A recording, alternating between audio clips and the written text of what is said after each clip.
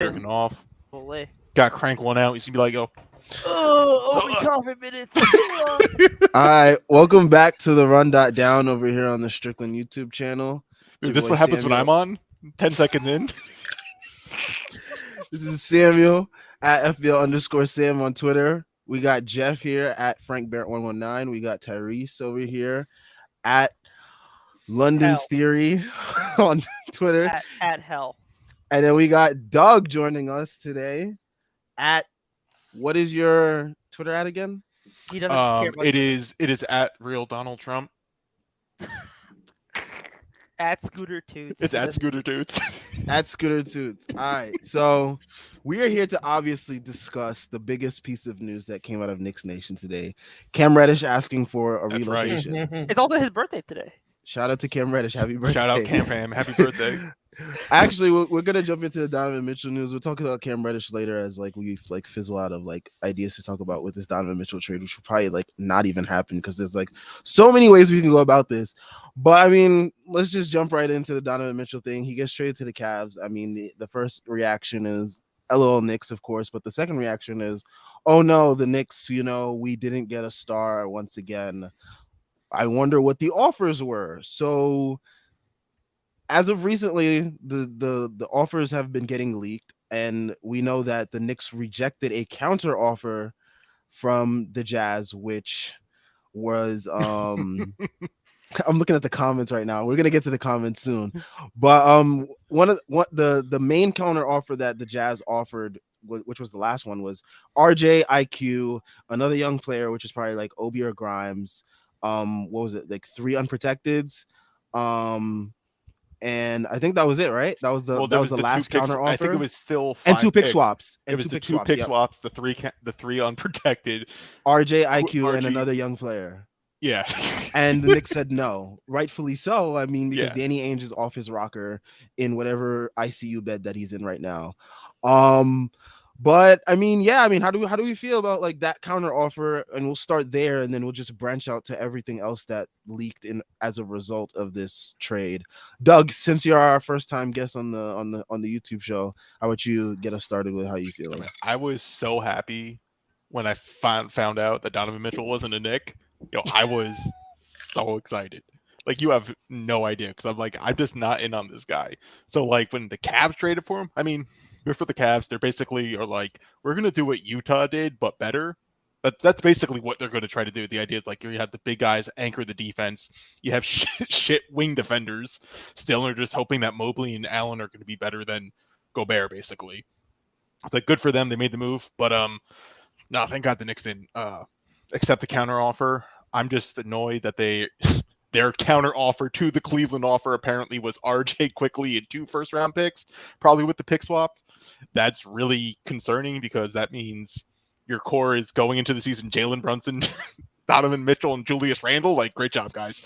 I'm not right. You can't respond to last season and come into the next season with double down on Julius Randle. Yeah, it's we're doubling down on Tibbs and Julius Randle, and we're gonna give away the 2 best young players for Donovan Mitchell. So there's a lot of stuff that goes into it. I'm just happy right now. I know a lot of these aren't 1-to-1 equivalents, but thank God that this is over, and now I just got to pray Julius Randle's traded, because it's not looking good right now.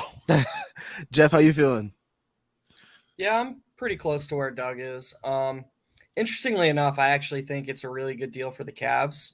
I was talking to my friend who's a Cavs fan, and I just think actually why it's a good reason for the Cavs is why it wouldn't have been a good trade for the Knicks. The Cavs have 3 guys, 2 or 3 guys that you would take over the Knicks' best guy. They're way closer to contention right now than the Knicks are. And then the pieces they gave away are clearly overvalued. Just look at how people are talking about Colin Sexton. Who do they think he is? I don't understand. The best net rating he's ever had in his career is -9.2. The best a team has ever performed with him on the court over the course of a season is worse than last year's Thunder. Cool. Colin Sexton is basically Donovan Mitchell, just with worse PR and injured. All right, let's That's and what it is. without Rudy Gobert, like to Yeah, without be, Rudy Gobert, that's what I'm saying. Right. They're basically the same guy. I mean, I would beg to differ there, but I do appreciate fine. the sentiment. I do appreciate the sentiment there. Obviously, I see what you're saying. But the Cavs gave up guys who are never going to have value as good as. I mean, they got Mitchell for basically, aside from the picks, nothing of player value. Every player that was reported to be in this deal is apparent on the Knicks side is undervalued. Like, so, and then you combine that with the fact that the Knicks wouldn't have had any sort of realistic good like ceiling even with Mitchell. Their ceiling was a second round team. The Cavs ceiling is they can make the finals next year. I truly believe that, or the Eastern Conference Finals at worst. Like they're a good team, I believe. Wow, and bold pick. No, I really do believe that they're going to be a really good team next year. I mean, and sorry, I lost my train of thought. So, I just don't think the Knicks were in any position to sell low on guys who are way better than their perceived value is right now to, basically middle out. So I'm with Doug. I think, I'm higher on Mitchell than he is in general, but the stuff that we're hearing, I mean, I think we all would have been very disappointed if we woke up today and found out that they gave up RJIQ and multiple unprotecteds to get Mitchell. I would burn a building down. Yo, that would have been wild. Tyrese, you are the miserable one here. Yeah, with this you bum, go last. Not even on camera. He's like wiping the tears away as he's like getting ready to speak into the mic. Mr. Barris, Tyrese, are you sad that Donovan Mitchell isn't a Knick? I'm sad Donovan Mitchell isn't a Knick. Yeah. Jesus Christ, you're such a fucking loser sometimes. I fucking got a Mets fan in you. You got a fucking haircut, all of a sudden you think you're the hot shit now. Hell yeah. Now my hair is shitty right now. I should have put on a hat. Look like a really bad boy member. Fucking Matt Healy on the fucking Knicks podcast. This is dumb. Anyway. Oh my fucking god. Tyrese is mad and we haven't even started talking about Randall yet. No, I know. I'll quit. Tyrese, who do you think Donovan Mitchell is? I think he's better than anybody in this fucking team. Anyway. That's like fair. That's not really saying much. I mean, that's even worse. We'll get to that. So am I mad that Donovan Mitchell got traded to the Cavs? Yes. Would I have done that deal with the Cavs offer? No. My point was like, get Donovan Mitchell, make it cost at most 2 first-round picks. I didn't care about the protected picks. Obi, sure, throw him in. You hate Obi, but whatever. I don't give a fuck about Gumby. Gumby, goddamn, what did he do to you? Throw Nothing. in he's better than his favorite player on the team, Julius Randle. That's he's better than Julius Randle. He's really fucking not. Anyway, he really is. What are you talking about? Stop twerking for John Collins. This is nasty. Anyway, that's John Collins. To Obi Toppin. Jesus Christ. I really don't like the John Collins comp because it misses the most valuable thing that Obi brings, which is between his ears. He's such an elite processor. He's such an elite processor, and he just does he sees the court so well, and that is his most valuable skill. People think he's like this athletic freak, but the reason teams consistently play better with Obi on the court is because he doesn't need to dominate the ball or do like traditional things to contribute positive to his team. And I think calling him John Collins really misses that. I mean, keep going, Tyrese, though. I still don't buy his shooting, nor do I really buy his. You don't need to worry about the shooting. The shooting matters. The shooting absolutely matters. Jesus Christ, Tyrese. It absolutely matters. What? Or now we're getting into Obi conversation. God damn it. Anyway, how do you rope me into this shit? You brought him up. You said Obi. You called him Gumby. Am I wrong? Have you seen how he looks? I could have said the Cinnamon Man. I would have been right. Anyway. Can't wait to see him prove you wrong this year. Oh, that sick ass 7. He's not gonna be able to prove him wrong because Julius Randle's still here and he's gonna start and get 69 fucking minutes a game. God bless. Anyway. Back to the conversation at hand. We're gonna talk about Obi later. I don't want to talk about Obi right now. I like having a good mood. The Mets are winning. So yeah, I would not have done the deal that the Cavs done, but I do still like the idea of consolidation is still looming over this team. Now add to the fact that you have 2 first-round picks in 23. Add to the fact that you're facing the luxury tax next year because of RJ's extension and potentially like other money on the team, like the 2 first-round picks, their salaries.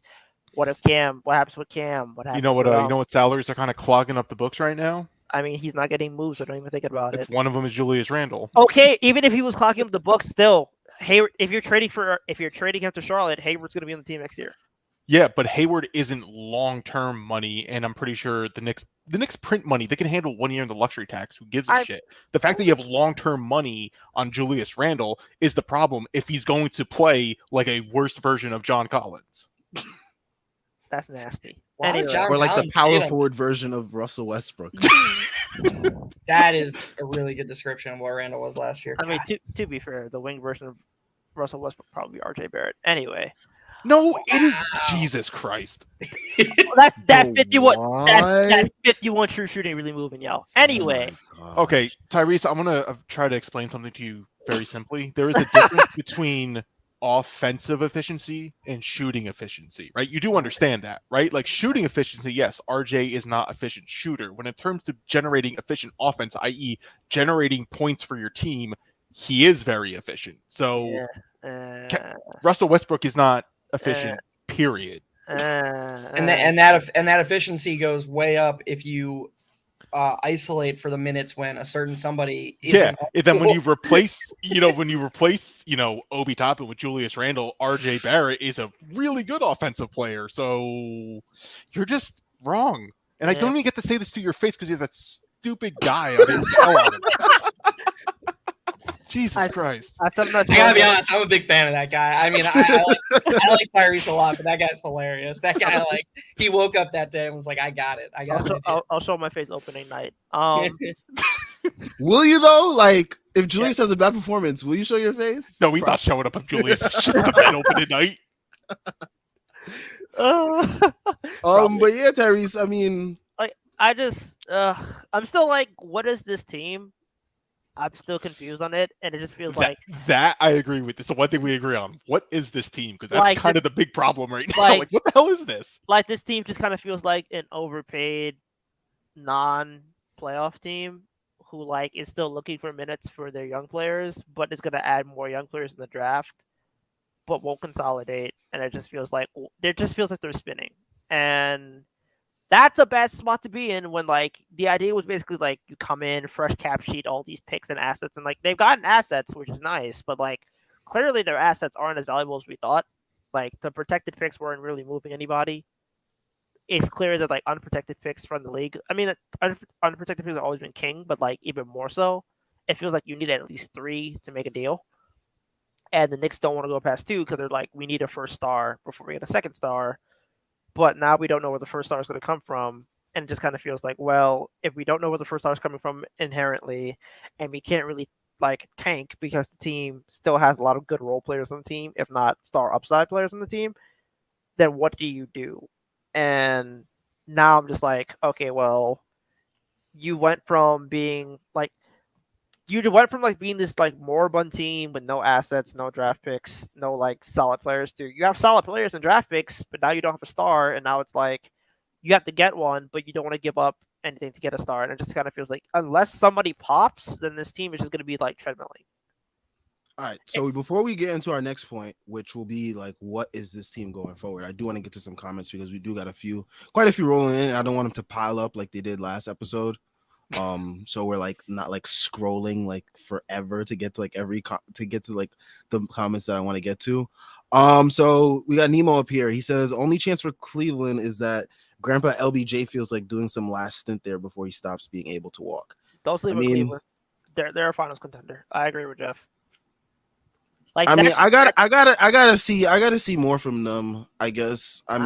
So LeVert isn't really. Why can't we believe that Mobley? I know Gobert is generational, so I'm not trying to throw this around, but can't Gobert just be 80% of can't Mobley be 80% of Gobert on defense, but he can spread the floor and I like his perimeter switchability. And then you also have Jared Allen, who's also perimeter switchability. I just can't put all my stock into a team with Karis LeVert on the court. It's not even that. You can't put your primary minutes at the wing spot. I just can't do that. I think he's coming off the bench.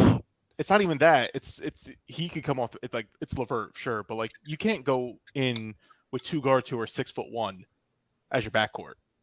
I mean, that was the main knock on that was going to be the main knock on the Knicks going into this year. That's what I'm saying. It's just like you're betting a lot of stuff that both Garland and Donovan Mitchell are going to be somewhat competent on defense, because Donovan Mitchell has shown nothing on that end for and like 4 years now. Like it's like you're banking on. And to everyone's point, everyone's like Jarrett Allen and Mobley, they got them covered. And you know, people are bringing up Isaac Okoro. I'm still not really moved by him all that much. Offensively, but no, I mean, defensively, yes.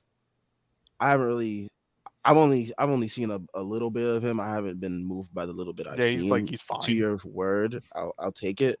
But like, I mean, even then, your guards come playoff time, they're gonna be hunting them. So like, and we're not getting to playoffs just yet because I mean they just put the team together so far. Mm-hmm. But I mean, we'll see. I wouldn't say finals just yet, but you're putting a I lot just think to say Donovan, like to refer to Garland and Mitchell is like I agree with your sentiment in general, like in a vacuum, but like Mitchell spearheaded one of the greatest offenses of all time as like the main primary engine. So he's not just like another 6'1" guy. Like I agree with you defensively, they're not ever going to be elite, but if Mobley and Allen can, you know, hold the fort down so that they can etch out an average defense or around an average defense with Garland and Mitchell just as nonstop primary engines, I just think you have room to be a really, really good offense that you can combine with, you know, a potential generational defender in Mobley. Like, I don't know. I mean, maybe I was at a line saying that they could make the finals next year, but with their ages, I just think this was a really good spot for the Cavs to make a mini leap. And I don't think if you're Cleveland, you get many opportunities like that. And yeah, I mean, they were further along on their timeline than us. So yeah, like it's a fair deal for them. Like you're banking on Donovan Mitchell though. That's kind of the key here. It's just like we know Mobley's going to improve. I will buy playoff Donovan Mitchell. Like really, because playoff Donovan Mitchell did not show up last playoff. Last year, sure, but that team was like chemistry-wise, that team was shot, and they knew it. Okay, but if you're supposed to be the guy, you're supposed to carry your team in the playoffs. He had an opportunity and he shit the bed. Okay, he had recently. That is he has progressively got worse with his impact. You can't say offense. but like again, the last two playoffs before that, he was very good. I think okay, it's so yes, I think it's hard to. So it's a risk that you just saw something progressively get worse over the past 3 years. Like that is a concern, and that is a risk, no matter how you cut it. I mean, again, it's a 6-game sample. His the 2021 playoff run, like that being worse from the bubble run, but there still being like a 32 PPT score over two playoffs or two playoffs. I can speak. I'm not saying it's not good. I'm saying it's a risk. That is all, because you're banking on. They can afford to take that risk, though. Yeah, I'm not saying they can't afford to take. Yeah, that's what I'm saying. That's the risk. Donovan Mitchell is still a risk, no matter how you cut it. I'm glad Cleveland did it. You're putting a lot of pressure on Mobley and Allen, basically anchoring a defense. It is just like, go ahead, and it's fine that they're making that risk. It's fucking Cleveland. No one goes there, but like, it's still a risk. Yeah. Like, no matter how you cut it, if you want to take the risk, that's fine. I'm happy Cleveland did it. Good for them. It's a risk. That's all. You're banking on a lot in the next couple of years. RR says, I liked Mitchell in a vacuum, but would rather we make a star trade when we have a proper valuation of the young guys. Yeah, like last year, agree. It should have been fucking Tibbs, man. I mean, last year was the perfect opportunity to really get that valuation. I mean, if we had seen what we saw in that last 7 to 8 game sample size, if we saw that over like a larger stretch, maybe like a 30 game sample size, I think of the value of our young guys would have been way past what it is now. The young guys didn't matter in the deal. Straight up, like Ainge wanted picks. Ainge wanted the picks. The young guy, like you could have put Julius Randle and you could have strapped him with 4 unprotected first. Yeah, he probably would have taken it. Yeah, like it was straight up about the picks. It was always about the picks. Like Markkanen is mid, Sexton is mid, and like they took the deal because it was 3 first-round picks that were unprotected compared to 2 first-round picks that were unprotected. The players were irrelevant in the deal. They weren't irrelevant because They just the extended potential Colin Knicks, Sexton, the too. Knicks I mean, package. they extended Colin Sexton because they needed package had salary. two. Mhm. The Knicks package had 2 young players better than the Cavs' best young player in their deal. That's not a small deal. And you have everybody on Twitter. There are a lot of people who think Sexton is better than both RJ and IQ. That's not a small deal. Like, that's not just like, oh, if they just threw in a third unprotected, then the Knicks could have taken a player out. No, if everybody properly evaluated quickly, he would be seen as correctly better than Sexton, and the Knicks could have had Mitchell for quickly and 3 unprotecteds. I guarantee you that Leon Rose would have been at least slightly more likely to do 3 unprotecteds if he only had to give up 1 of RJ or IQ. But The young players did matter because they were so far from their actual value. Their perceived value is so far from their actual value that the Knicks' starting point was 2 of them. 2 players better than the Cavs gave up in their deal. The Knicks' deal. starting point was 2 of them because the Knicks didn't want to go to 3 unprotected picks in the deal. Like, this is the whole point. The Knicks never wanted to go to 3. No, the Knicks' starting point was 2 of them because quickly plus 3 unprotected wouldn't have done the job because his perceived value is so low. But they came back to the Knicks at the end of it to try to get a counter offer. The fact that the Knicks had With the final 2 of them and 3 unprotected. it was a ridiculous counter offer, but the fact that they knew that the Knicks had the best assets in the deal and they were like, you could up the offer and you can get him. What I'm saying is the that Knicks were the market. I think you're misunderstanding what I'm saying. What I'm saying is that if Tibbs played quickly more last season, as he should have, quickly plus 3 unprotected would be seen as, and salary filler would be seen as better than Sexton plus salary filler plus 3 unprotected. The Knicks would have Donovan Mitchell right now. And I'm saying right now that I'm thinking that if the Knicks were like, we'll give you the 3rd unprotected pick, he would have been a Knick. I don't think the Knicks wanted to go only if it was RJ and IQ. No. Ainge would not have accepted. No. Doug, say it. Ainge would not have accepted. This is what it was. It was basically the Knicks were offering Obi, Grimes, 3 unprotected picks. Like, that was kind of like the offer. The Knicks didn't want to give the 3rd pick, so they're like, go get a better offer. Mm-hmm. The Cavs in list gave them the 3 picks, and then Utah's like, here you go. We came with the offer that you won't do. Now give us the offer. Like the Obi Grimes thing. The Knicks were like, no, you're not getting a 3rd pick. We're going to give you RJ and quickly in 2 picks. And they're like, no, we want 3 picks. Goodbye. That's how it played out. So you think that if Ainge came to the Knicks, I agree with you. I'm not saying you're wrong, but I'm saying, in my opinion, Leon was working from the starting point that they had to throw in 2 young players. I think they had to give 3 picks. I think they would rather have given up 2. No, Jeff's saying that from Leon's perspective. He's thinking that because the value of the young guys is so low, that he has to give in those 2 young players. And that's as a starting point. And I mean, even with the picks. I'm saying that Leon didn't even bother trying 1 Knicks young player with plus 3 picks. Unprotected because he thought that the value of them was so low. The value of the young guys is so low that Ainge wouldn't even. That's why the offers that we all saw included like 2 young Knicks players. I think the Knicks were never going to budge on the 3rd pick because they're like, we need at least 2 picks to get into another star trade because they understand that like Donovan Mitchell was step 1 if they were to require him. Right, that's fine, but if they offered, I mean, with Grimes and Obi. They would have had more than enough ammo if they. By the way, me and Doug are very aligned on quickly. I would have been furious. I still would have been furious. Yeah. Right? I would have been furious. I would have lit a building on fire this morning if I. Jeff, all right, arson. Yeah, FBL arson. Boy, Jeff, I get what you're saying. The only thing that matters to Danny Ainge, like the Knicks probably could have done quickly in 3 picks. They could have countered that, but they don't want to give the 3rd pick, period. They're just like, absolutely not. You're not getting 3 unprotected picks. So we have 4. Okay, so I agree with that. But do you think Ainge would have taken it over the Cavs deal? I don't think he would have. I think Quickly's perceived value is so. Oh no, he would have taken. No, he wanted 3 picks, and he knows Quickly's the better prospect between both Markkanen and Sexton, even in the limited minutes. Everyone like Quickly's younger, much more promising, and the analytics love him. Like Quickly would be a great star bet for them if they got the 3 picks.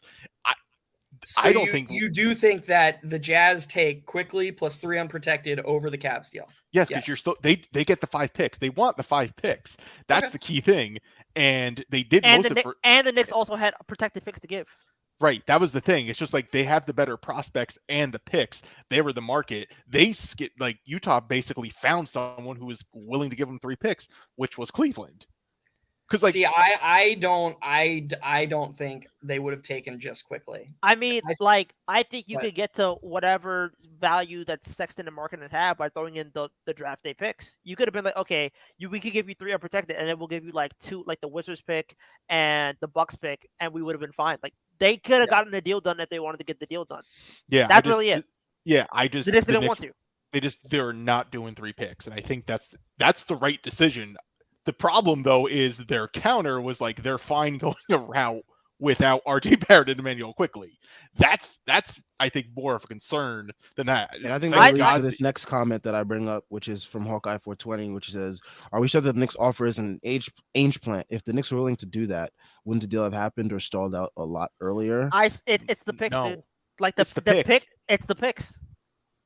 Like If when Danny people Ainge- when If when Danny people Ainge wasn't understand so the- dead set on 3 picks, he would have taken the Knicks offer without hesitation. He wanted 3 picks for whatever reason. He made up his mind. the Knicks gave up. We're gonna give them 5 picks, 3 protected, 2 unprotected for the first offer, and Mhm. Danny Ainge was dead set on getting 3 because he got at least 3 for Gobert. So like Yes. he was like, I want 3. It was really just about getting 3. I don't think anything else mattered. Like you could have put Rose, McBride, the Mhm. rights to like MSG and Rokas Jokubaitis on the deal. If it had 3 unprotected picks, Danny Ainge would have been like, okay. Like you could have got yeah. John Starks on a 10-day. Yep. You could have brought back Patrick Ewing's Yeah, it didn't, ice like- packs from like the 80s. Like it was just the 3 picks, and the Knicks were like, we don't want to give up 3 picks and make us give up 3 picks, and the Jazz finally had an offer that like they could find for 3 picks, and the Knicks were like, then they got the fuck you counter offer. Like the fact that they weren't even willing to go to the 3 picks and would give up RJ Barrett and IQ means that they value their unprotected picks very highly because they understand that like Bailey said the Knicks made the deal with 3 picks. Yeah, shout out to ZMP323 and Aaron De Niro in the chat. They saying Begley just recently tweeted about Knicks made a deal with 3 picks, 3 unprotected picks, but no RJ, and it still wasn't I'm doubting that. enough to get it done. I'm doubting that. I'm telling you, man, like I think the players do matter somewhat. And I think that if you see how people who are like more casual fans are talking about Sexton, I think if you polled like all the NBA fans and even some front offices, more people, because you two are like or all 4 of us, we're smart and we watch a lot of Knicks. So like we know what Quickly's value should be. But I would bet if you once Colin had that season where he scored like what was it, like 23 25 points per a game on 60% true shooting. Yeah, exactly. Yeah, Once like, he scored that, his his value skyrocketed. I mean, the Cavs weren't willing to pay him because they already saw their success without him.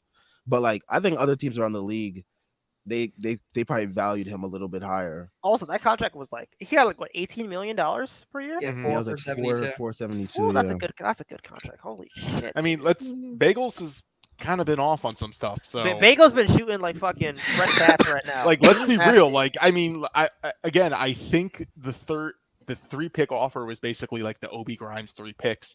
They were kind of like that was like the. Or was it the baseline. Obi Evan one? Yeah, probably the There was an Obi one. Evan one Yeah, too. Yeah, but like There- if you read like the Wolves report too, they were like, you got to dump a pick for Fournier, and I'm like, that's some Knicks tax. Like that feels like Knicks tax. That's a Like, Knicks there's- tax. Even that to me like makes the point I was making. Obi plus Grimes plus 3 unprotected is a better trade than what they got. To me, it's not close. Like, so I don't understand. Like, I don't all think was the saying Knicks. was that I don't know two- if the Knicks were actually willing to do that. Oh, okay. We don't know. I- We don't know like where it's from though. Like, is that Yeah. like is Bailey's like reporting offers that like Ainge might have would have liked to like stick the knife in? I'm not sure. I mean, Ainge is a shit stirrer. We know this. Yeah. Yeah. So, So it's like I do think the consistent thing was the 3 unprotected picks. That was like the baseline for I think. that's Because common with we everything. heard 3 unprotected picks because like we heard about the 3-team deal with the Lakers and the Lakers were like give up the 2027 pick.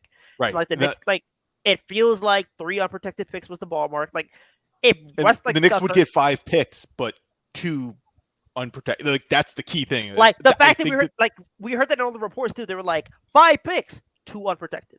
Like right. it was the picks. It just felt like the pick. The fact that he took less picks just means that the protections mattered more than anything else. Yes, that's I agree with that. All right, so let's move on to the next topic, which we've like kind of Cam hinted fam? at before. Not Cam Fam, which was like what's the next direction going forward? Because I mean, at first glance, it's like okay, we got our young guys still.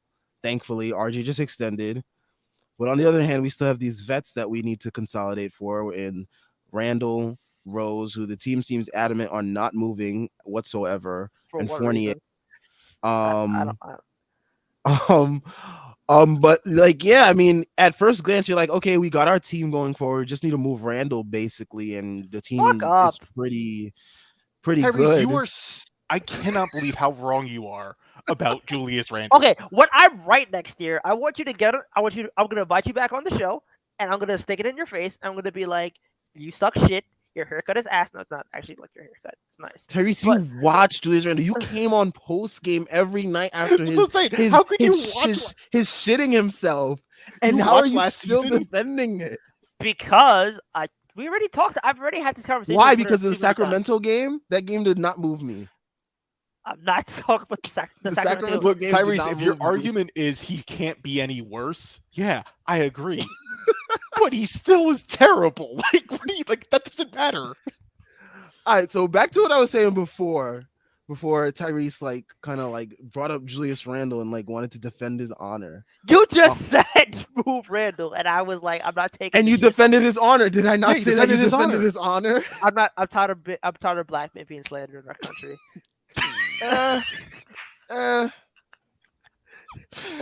Anyways, I mean, you got me there. I can't say anything. Exactly. You live in Boston. Shut the fuck up. I can say something though. I can't. I'm gonna put But myself on mute anyways. for this discussion. But anyways, yeah, like what's the next direction going forward? Because they have all the young guys. They obviously, I mean, they seem like they prioritize picks more than they prioritize the young players because they were just willing to throw in the two best young players willy-nilly in the deal. No problem about it. But now they have them. They have this coach that doesn't want to play them. So like, what do we do here? Like, what's the next steps? We have Cameron Reddish asking to be relocated because he doesn't think he's going to get the adamant amount of minutes that he like rightfully deserves, or he thinks he deserves. And then RJ just got extended. We talked about on the RJ stream the other day about like he's the highest paid guy now. Tyrese is all about the highest paid guy politics with Julius right. Randle last year. So like Get with that shit outta RJ being here. the highest He's paid, the man.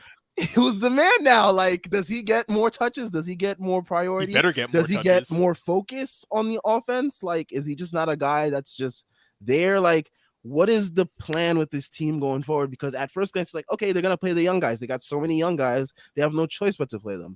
But like on the other hand, it's like you have this coach, you have Julius Randle, so many situations that just don't go together. And then you have What like, happens? You have the 23 draft next year with 2 picks, and you're just like, well, Mm-hmm.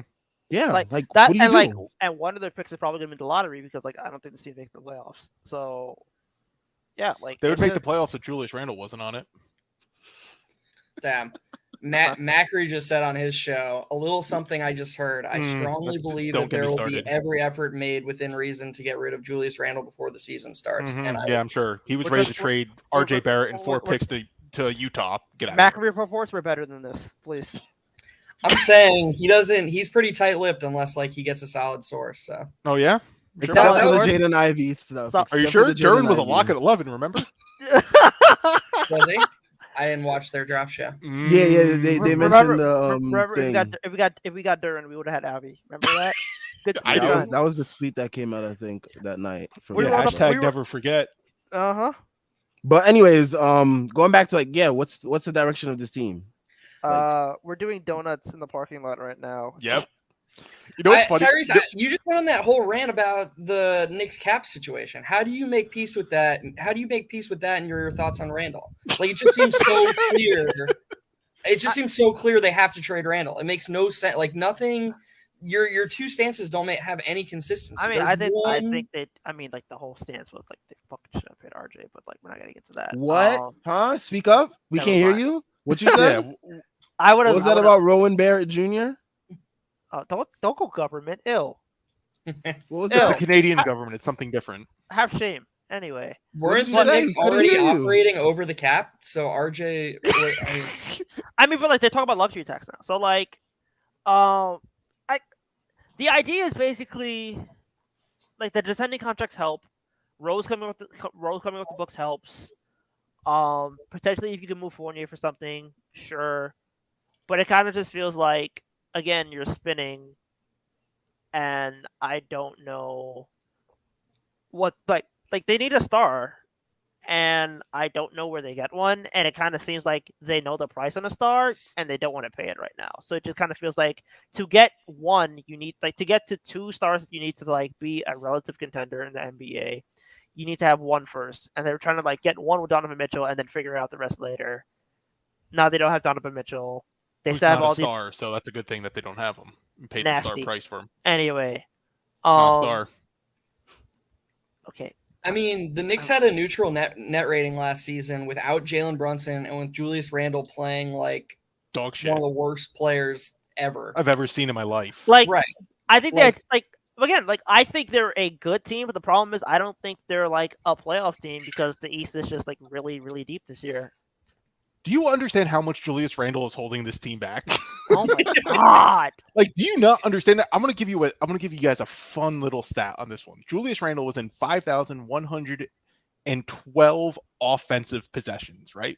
He touched the ball 5,431 times. That man who was shooting like 30% from the field had 400 more touches than he did offensive possessions. You know how many times RJ Barrett touched the ball in his hold on, let me double check his possession total because it is pretty high as well because Tibbs did not give a shit about minutes again. RJ Barrett, here we go. He was in 4,840 offensive possessions. He touched the ball 3,746 times. That means there were multiple possessions where RJ Barrett never touched the ball on offense last season. I'm trying There to you go. picture these Julius Randle. Let that sit multiple in for a moment. possessions, There 'cause, were like, possessions RJ Barrett did not touch the ball on offense. Alec Burks had more touches last season than RJ Barrett. Now, again, of course, he was the de facto point guard. He's going to have a high touch total. But again, there's no reason Alec Burks should have the ball more than RJ Barrett. No, there's zero reason. unless you want someone who will dribble the ball across the court. Exactly. Let Randall do his half set a screen, go sit on the block. Yep. Oh, put his hand up in the air. Oh, I'm gonna I go. got to it. work. He gets boxed Yep. out and he's out of position because, God forbid, he uses his strength and he jacks up a shitty mid-range. Great job. Great offense, guys. That's Tibbs and Julius Randle for you. And that's what Tyrese is advocating for right now on this live show. I mean, I think a point- lot of those possessions that like Doug is talking about is like those possession that stuck out to me so greatly. I mean, the possession, we go down, we score against the Bulls, right? Next possession, Julius Randle comes down, dribbles the ball off his foot, going the other way, Bulls win the game. Possessions like that where he just gets it and it's automatically a turnover. I could imagine so many of those were those possessions that he was the only one that touched it and RJ did not. Like, What about the other Bulls game where we were up 1 and Randall didn't touch it and quickly created a 3 for Burks in the corner and we won, and then Randall threw a fucking hissy fit because we won, but Julius didn't get to control the win, so he was mad. The last game he played for as a Knick. Like, what are we doing here? Yeah, Tyrese, what are we doing here? Talk to us. Tyrese refuses to bring up his name when it comes to salary that we have to move off of. He brought up Rose. He brought up Fournier. Fournier is his guy too that he was advocating for. He said that that contract was basically rookie scale, and he's advocating to get off of it rather than the guy who like hijacked the hell out of our offense last year. Oh man, Tyrese is gonna have so many receipts if Julius just breaks out again next year.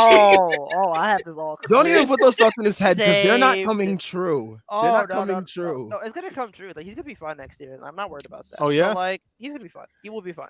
Tyrese, Okay. do you have anything to respond to this? 'Cause I have Anyone that's another watching thing. at 39 minutes, clip this. Yeah, clip this. Send it to us. Okay, all right. You can clip this, and if I'm wrong, you can clown me with it. I don't really care. We're waiting. Julius Randle is going to be a good player next year. End tweet. Okay, but wait, before you continue, will he be a good player like he was in 2020, 2021? Or will he be a good player in the way the Knicks actually need him to be a good player? Like, Uh, what do you project him to profile like next year? Yeah, I'm because actually good curious. is subjective, and Right, good. like we need him to be like a super role. We need him to be like Obi. We already have Obi, but we need him to be more like a Obi. So connector, is a that connector possible? that's like processing fast, Tyrese, is that possible? taking smart I shots. think it is. I've had this conversation too. Yes, I think it's possible. You For think it's me, possible that Tyrese, Julius before Randle? you continue, before anyone else continues, I have a hard time seeing it because we've never seen it before. Never seen it. Not in New York. Oh, he was a connector where? The connector, no, but he do like a roll cut big thing where like he just has ability to like use his gravity for passing the lane and stuff like that. Yes. Yeah, we saw saw, the it in, role we that saw we- it in New Orleans where his coach But, was like- willing to play him at center. Okay, Guess so what? then Guess so- what? Our second problem, Tibbs Yeah, won't there's play him there. yeah, there's the other issues. Like these two are so intertwined because when we're talking about Julius Randle changing his playstyle, that also involves Tom Thibodeau agreeing Being to able himself to do that he needs to play a different playstyle. but I also believe that like you don't sign Brunson to have him like do things that Alec Burks does. Is that a fair? That's Is that Okay. a fair take? That's That- true. That's true. Okay, so if you sign Brunson to all this money and basically commit tampering for him, I think there's an idea that they're basically you understand that okay, all right, Julius Randle's not going to be bringing up the ball every possession anymore. That's not going to happen. Yeah, but But like, also, is he gonna be happy about it? I think he'll be fine with it. I don't see I- any reason why he. but I he can't shouldn't believe not- that he- after he the can't last year not we only just be saw. not bringing the ball up, and he can't also not be the first. He can't be the first option on offense. He can't be the second option on offense, I'm and he not- really shouldn't be the third option on offense either. Like he should be really the fourth option, which fits better with Obi Toppin and his playing style to fit that role. So you're basically because the people who should have the ball are Brunson, Quickly, and RJ, not Julius Randle. I mean, He's going to agree to that type of playing style. Hell I mean- no. Especially after we empowered him for like 2 years. Yeah, 3 years more or less. Remember, fucking Fizdale Fizdale was was like, empowering "You him are too, and point Julius forward." Randle's like, "I'm not ready for this." again, we're not gonna. Yeah, Ari Bear should not be the fucking second option. Anyway, we're not getting into that conversation. He's not good. Dude hates all the guys that we I drafted, don't- but I'm just- loves I love Julius no. I love Randle. quick. I love quickly. Hey, I love quickly. That is true. I love quickly and Grimes and Mitch. Yeah, I just Also, guys who should probably have the ball, and not Julius Randle. over I Mitch. just, That's I hating. just feel like Yes, that's fair. That's actually hating. Over Mitch is hating. Jesus Mitch Christ. should not have the ball at all.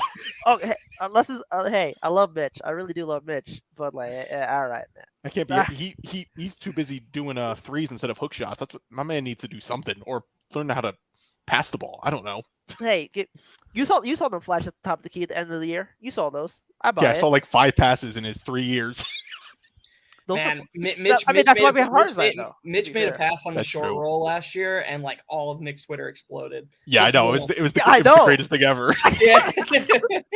Oh It wait, was- no way he did that shit. No way, that ain't the playbook. That's Oh, from Johnny man. Bryan right there. And But, he had that one take where he always does the dribble handoff And where then Plumlee- he put the ball on the He floor and faked it. punked it, and like everyone's like, "Holy shit, he's evolving!" even Clyde was like, "Holy." Clyde wanted to curse. If Clyde could have cursed in that moment, he would have been like, Oh "Holy." hell yeah. All right, let's get to some more comments before we get back into our discussion. Okay, because I have a good stat I want to give Tyrese. Okay, definitely. Brent says if Jules has a good year, then he's the definition of a roller coaster player. We can confirm then he's going to be awful the year after. Have we ever seen a Absolutely. player like that? No. Like a player is just like dog shit, good, dog shit, good. See, we haven't seen anyone like I was trying to look at this too because Nah, Woj is a dick eater. Oh my gosh. Son titled his podcast How Cleveland and not New York landed all-star guard Donovan Mitchell in a blockbuster trade. I thought Woj Okay. was with us. This is some. I feel like Woj is with us, but like begrudgingly. It's like Yeah. a Someone marriage. clip that. I need that. I'm gonna use that a lot this season. Woj is the dick eater. Yup. Someone clip that. Yeah. we need that. 44 minutes. Someone clip that. Send that to me. I need that for this season. But my God, that's so nasty. For like somebody who like gets all of his leaks from us, you would think that he would be more courteous, but he kind of this is like the nigga biting the hand that feeds him. Like, God, I know, damn. like Please this is like a really bad conservative relationship where they're just like together for the sake of the kids. Like, what the fuck is going on here? I hate him, but him. Get the fuck out of here, Woj. Literally, like I thought you were supposed to be leaking for us. But anyways, back to Brett's comment. I mean, I don't think we've ever seen a player like this. Yeah, like- so I was trying to look in this because Julius Randle wasn't necessarily good his first year, right? But he progressively got better when the Knicks had an actual coach in in Mike Miller. Then he became, again, like one of the best players in the NBA. Then he became one of the worst, like high usage type players in the league. And then even trying to find someone who became an all NBA player like that, like late in his career, it was Zach Randolph basically, right? Like trying to find like comps in terms of like his position in his career. Like Zach Randolph made a late career all NBA team. He only made like 1 or 2, but he didn't like like Zach Randolph didn't like fall off as Julius Randle did. So like we're in such like unprecedented territory, like with what Julius Randle has done the past 3 seasons. It's just like it's so volatile. You just I don't even know why you would even want to risk that on your team. Just that level of volatility. I know Tyrese is ready to risk it, but like you're banking on you're in uncharted territory. I mean, like I think Randle. the reason why I'm like willing to risk it is because like I think you kind of just like need to take a talent gamble because like you're in the position to take a talent gamble. Like if this happens next year, then like all right, I get it. I'm wrong, sure. But I think you're such a hater. God damn. All you do is write and tweet. Nasty. Tyrese, do you agree? Do you agree that as good as 2021 Randall was, 2021 Randall was, it also kind of confirmed that there's a very low ceiling for a team that lets him use that play style, and like for him to actually be good again, he has to completely change his player profile. Do you agree with that? I can understand that. I can understand that logic, but like, look at that team around him and tell me like where like you didn't. Nobody thought it was a playoff team. Oh no! I'm not trying to. So like, it's hard to like evaluate that team in like a theoretical context because that team was such a damn group of like ragtag losers that like. Yeah, that's why Randall's season was so insane. Like, right. Yeah, I agree. I'm saying going forward. I'm not trying to retroactively negate or reduce his season. No. I'm saying it was the best season a Knicks player has ever had, even better than Carmelo Anthony's 50 whatever win season. Like it's literally like the Jamaican bobsled team, and he took that team to the 4th seed. Yeah. Like it makes no sense. It is literally one of the weirdest teams I've ever seen in my life because, like you looked at like the Clippers team from like a few years ago when they like took 2 games off like the Dynasty Warriors. Like that team had no all-stars, but that team was like deep. This team made no sense. Reggie Bullock and Elfrid Payton were starting. Yeah, it was wild stuff. There was no all-star backup. Yeah. And then like a mid-season Derrick Rose acquisition, which is the season shoots like 40% from 3 for the first time in his career. Man. And then like Taj Gibson revitalizes himself. Like you look at Taj Gibson's like career arc the last 4 years. Like it was going down, and then all of a sudden he gets to Tibbs, and all of a sudden like he finds like his 25-year-old. Tibbs hooking him up with that HGH. Literally, like whatever LeBron got, he got it. That's season. Right. He's getting that new blood like Kobe did in Germany. I know, like he started growing back here. He had to shake it to make sure he wasn't. So they didn't know, but like that season is so awkward, and the way that like, not to mention COVID and like empty gyms, yada yada, blah blah blah. Like that season is so awkward that like I can't be like this can't happen or this can't happen again because it's just so out of whack. Like JL brings up a good point. We had like 5 players like shoot career high from 3, so it wasn't like, just a Randall it was like season. And even still, like Bullock and Burks were still good shooters, but it was like Rose shooting 40% and then being healthy for the stretch run. Like because that team was still 25 and 27 at one point, and then they went on a 20-game hot streak where they went like 16-4 to end the season. So like that's just a weird. It's just a weird team. I'm just. Doug's been dropping stats. If you wanna be mind blown, like do a deep dive into Rose analytics for the Knicks. Like some of the numbers behind what Rose has done when he's played are just outrageous. Like which is why like they won't trade him because they're like when he does play, he's very very effective. But like he doesn't play often, so it's kind of like well, it's not that he just doesn't play often. Like Tibbs will play him more than like too much, and it's just like and now I question like. with Brunson, how do you like? How much minutes is Rose gonna get? Especially because you have to give Quickly minutes.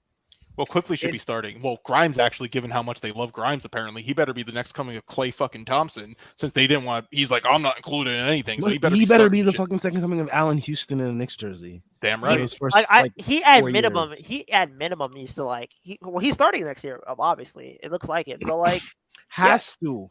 Yo, He if has he's not to. starting, it's like literally malpractice. Because you would- like after all the summer league prop that everyone was like Not that, given and then to you're also, everyone. and then you're just like, he's not in the Utah Jazz trade. Like, we're not trading him for Donovan Mitchell. It's just like, okay, he's the guy. He better be good. like the fact that like they were putting out like, oh, Grimes better than RJ pieces. The fact that RJ Barrett was in a deal but Grimes wasn't untouchable. Like, not only is he has to be starting, like he needs to be. He better be fucking great. Like all Poor kid. defense caliber. He better be great. They Poor play kid, man. so much. They play so much like high expectations on him now because they don't want to do all this. It can go so bad, but it can also be like so great for him. Like he's like if he comes out and actually performs, then it's like okay, the Knicks they knew what they were I think he'll doing. be solid. Like I think he'll be like, Yeah, he'll be good. He's just He'll be like, good, but like guy. now he has the expectations to be like better than good because like all this shit that just happened this like summer. you're expecting him to be like Klay Thompson when he's like Wes Matthews. The worst summer of his life and the best summer of his life. I all in know. one. Oh, Like poor literally, he's probably he's Poor kid. KCP with an IG account. Like that's cool, but like yeah. we're expecting him to be like, you got to be Devin Booker now. You light skin, he light skin. It's how it works. Mhm. Like You both got a fade. Like let's Yeah. get in the gym. Let's hoop. like I saw you in the Miami Pro runs. You know? I feel like he should start though. Like Doug was No just doubt about it. He should. Doug was just about to touch on something that I think is really interesting.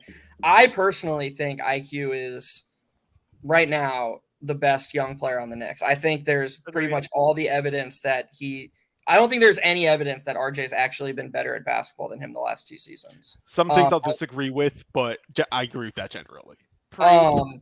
And so it might sound crazy to me to say that I think that Grimes should start over Quickly.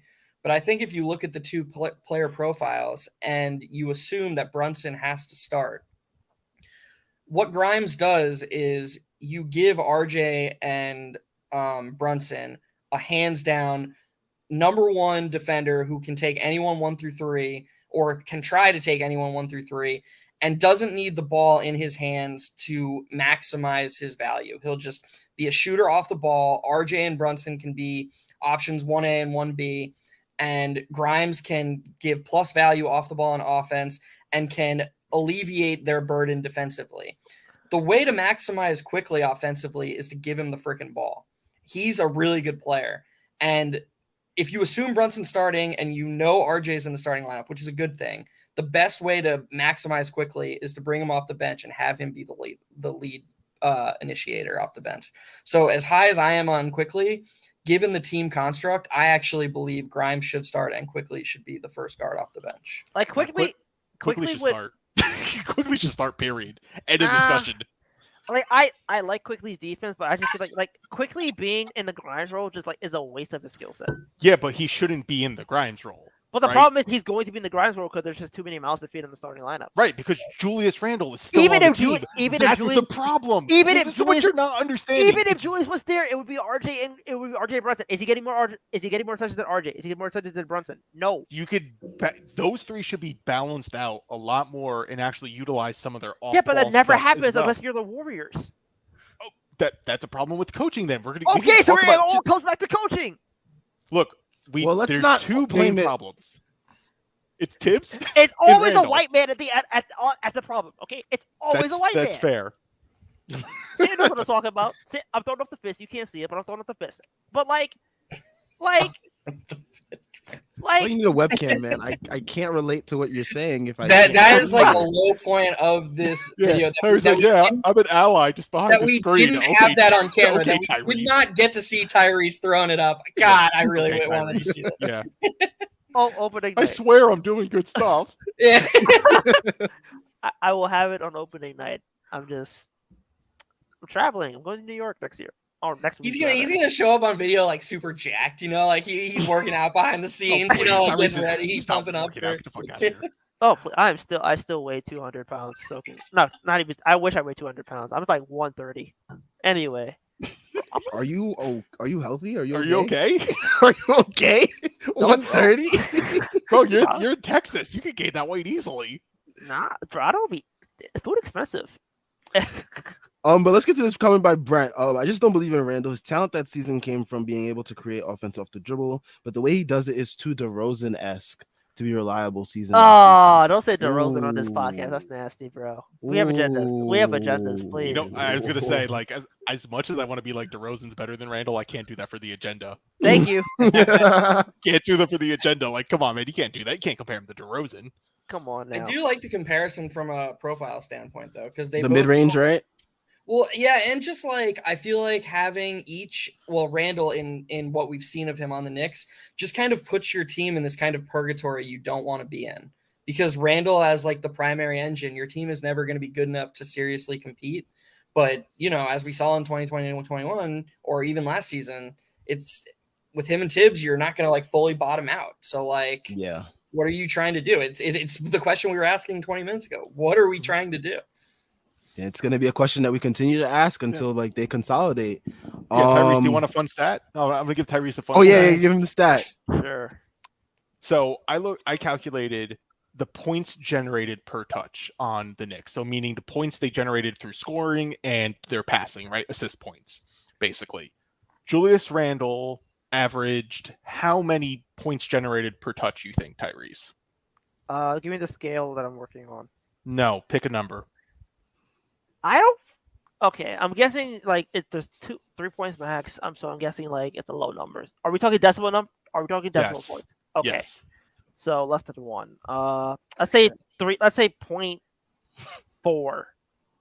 You're actually surprisingly close. It is 0.44 points generated per touch. RJ Barrett generates 0.5 points per touch. So This is our point. What you're talking about? Hundreds of a point. This is a nerd shit. what I'm talking about on each possession, each time they touch the ball, we're not talking about possessions or anything along those lines. When the basketball player actually has the ball, they can only do a couple things, right? They can either score, they can pass, they could do only a certain amount of things to generate points, which is through their passing or their scoring. RJ Barrett does it more efficiently than Julius Randle at the touch level. He is generating more efficiently each time he has the ball than Julius Randle does when he has the ball on offense. Like, that is what it is. That is one of the core principles of basketball, though. Does that take into account like how much the disparity in touches that they both get? No, it's a points per touch. It's a rate stat. It's a rate stat. So it's basically you take the number of points they generated divided by the number of times they touched the ball. That's what you get. Right? Okay. Like we're talking very basic basketball because we usually like to say this. I've been workshopping this theory pretty much everywhere. We always talk about efficiency with the idea of like shooting the ball, right? Shots in and of themselves. But it's not just shooting where you generate efficient offense, right? It's through passing the ball, it's through moving, it's through setting screens, and there are multiple ways to generate offense and generate points for yourself and teammates. That isn't just the idea of just jacking up shots. Julius Randle, like, again, this is someone who, and this will benefit someone like Julius Randle, where we're not counting the number of free throw shots that they're taking. He is still not as efficient as RJ Barrett, who misses all his goddamn free throw shots because he isn't an efficient shooter, because RJ can't shoot for whatever reason, but he's still more efficient on the offensive end than Julius Randle. So, like, Julius Randle has the ball most of the time, and he is not generating efficient offense last year. Like, that wasn't happening. Interestingly enough, Cam Fam, shout out to Cam Fam, he was the most efficient on the Knicks on his 1,139 touches. Free Cam. We did the free Cam Fam, but by that stat, what obviously there's like zeros and ones and stuff that go into that. I'm curious in the calculation of the stat, what does it count as if like you catch the ball and you pass it and it's just like a neutral move, like nothing happens? It's a touch. You touch the ball, so you made the pass. When you get the ball, a touch is literally you receive the ball, you catch it. Mm-hmm. What do you then with the ball? You can either shoot the ball or pass the ball, right? Those are the main things. And then but what I'm saying is like, okay, I'm going to create a possession for you. Burks dribbles the ball across half court. He does the Randle thing. Randle gets the ball. Randle gets the ball in the mid post. Burks gets a touch. Randle has a touch now. So we're at one possession, 2 touches. What total, if they just right? play For- like? What if they just play like volleyball? You know, like he gets doubled, pass it back to Burks, and then is that 2 touches for that possession, or is it just? Yes. Oh, okay. So don't you Every time see? they touch the ball. Right. So don't you see how that could potentially hurt a guy who has a higher volume of touches? Of course, it is going to. It seems like a very flawed stat. Like points per possession. This is no. It's not points. It's not. It's generated too. So you're giving credit to people who pass the ball and get assists, right? And if I can make it even more detailed, I would include the amount of points that are generated off their screens. I just didn't feel like pulling that from NBA stats right now. So you get the idea of all the points that you are inherently influencing on the possession. So yes, someone like Jokic is going to get penalized mainly because he is the entire Nuggets offense. But we also know from looking at the true shooting and stuff like that, we can get an idea like, okay, Jokic is a hub. He is going to be penalized a bit. So that's understandable. But if you're also a playmaker, you should get you shouldn't be getting bonus points up. And that's what every single playmaker does. So of course, if you're just judging it by the total points that they shoot or generate, like shoot themselves versus touches, it's always going to it's not going to favor anyone who passes the ball. So that's going to be a problem. I'm just saying that a guy like Cam, every single one of his actions for the Knicks was proactive because yes, of course. I'm not taking Cam Reddish being the most efficient player. Like, I know, but I'm using him as an example of why the stat is flawed in general. Every stat is flawed if we really want to like start breaking into. I agree. If we're starting to get if we're really getting to the theory, every single stat is flawed. But you're also in terms, it's flawed in the sense of how you are actually interpreting and using the stat. The stat in and of itself, what it is specifically measuring, isn't flawed. It's what you do with those measurements moving forward for what you do. So if you're going to say a player's really efficient on offense at like 60 true shooting, that's fine. That doesn't mean he's an efficient offensive player. It means he is shooting the ball efficiently. So you need to incorporate more things, what they do, to understanding the measure of impact that is offense. A better way that I'm thinking, and I still have a lot more testing to do with this, is you start looking at this stuff at the touch level and the amount of time that is, because you're only given an allocated amount of time in basketball. You have 48 minutes to outscore the opponent, right? So like just looking at shots may not be the best way to measure overall.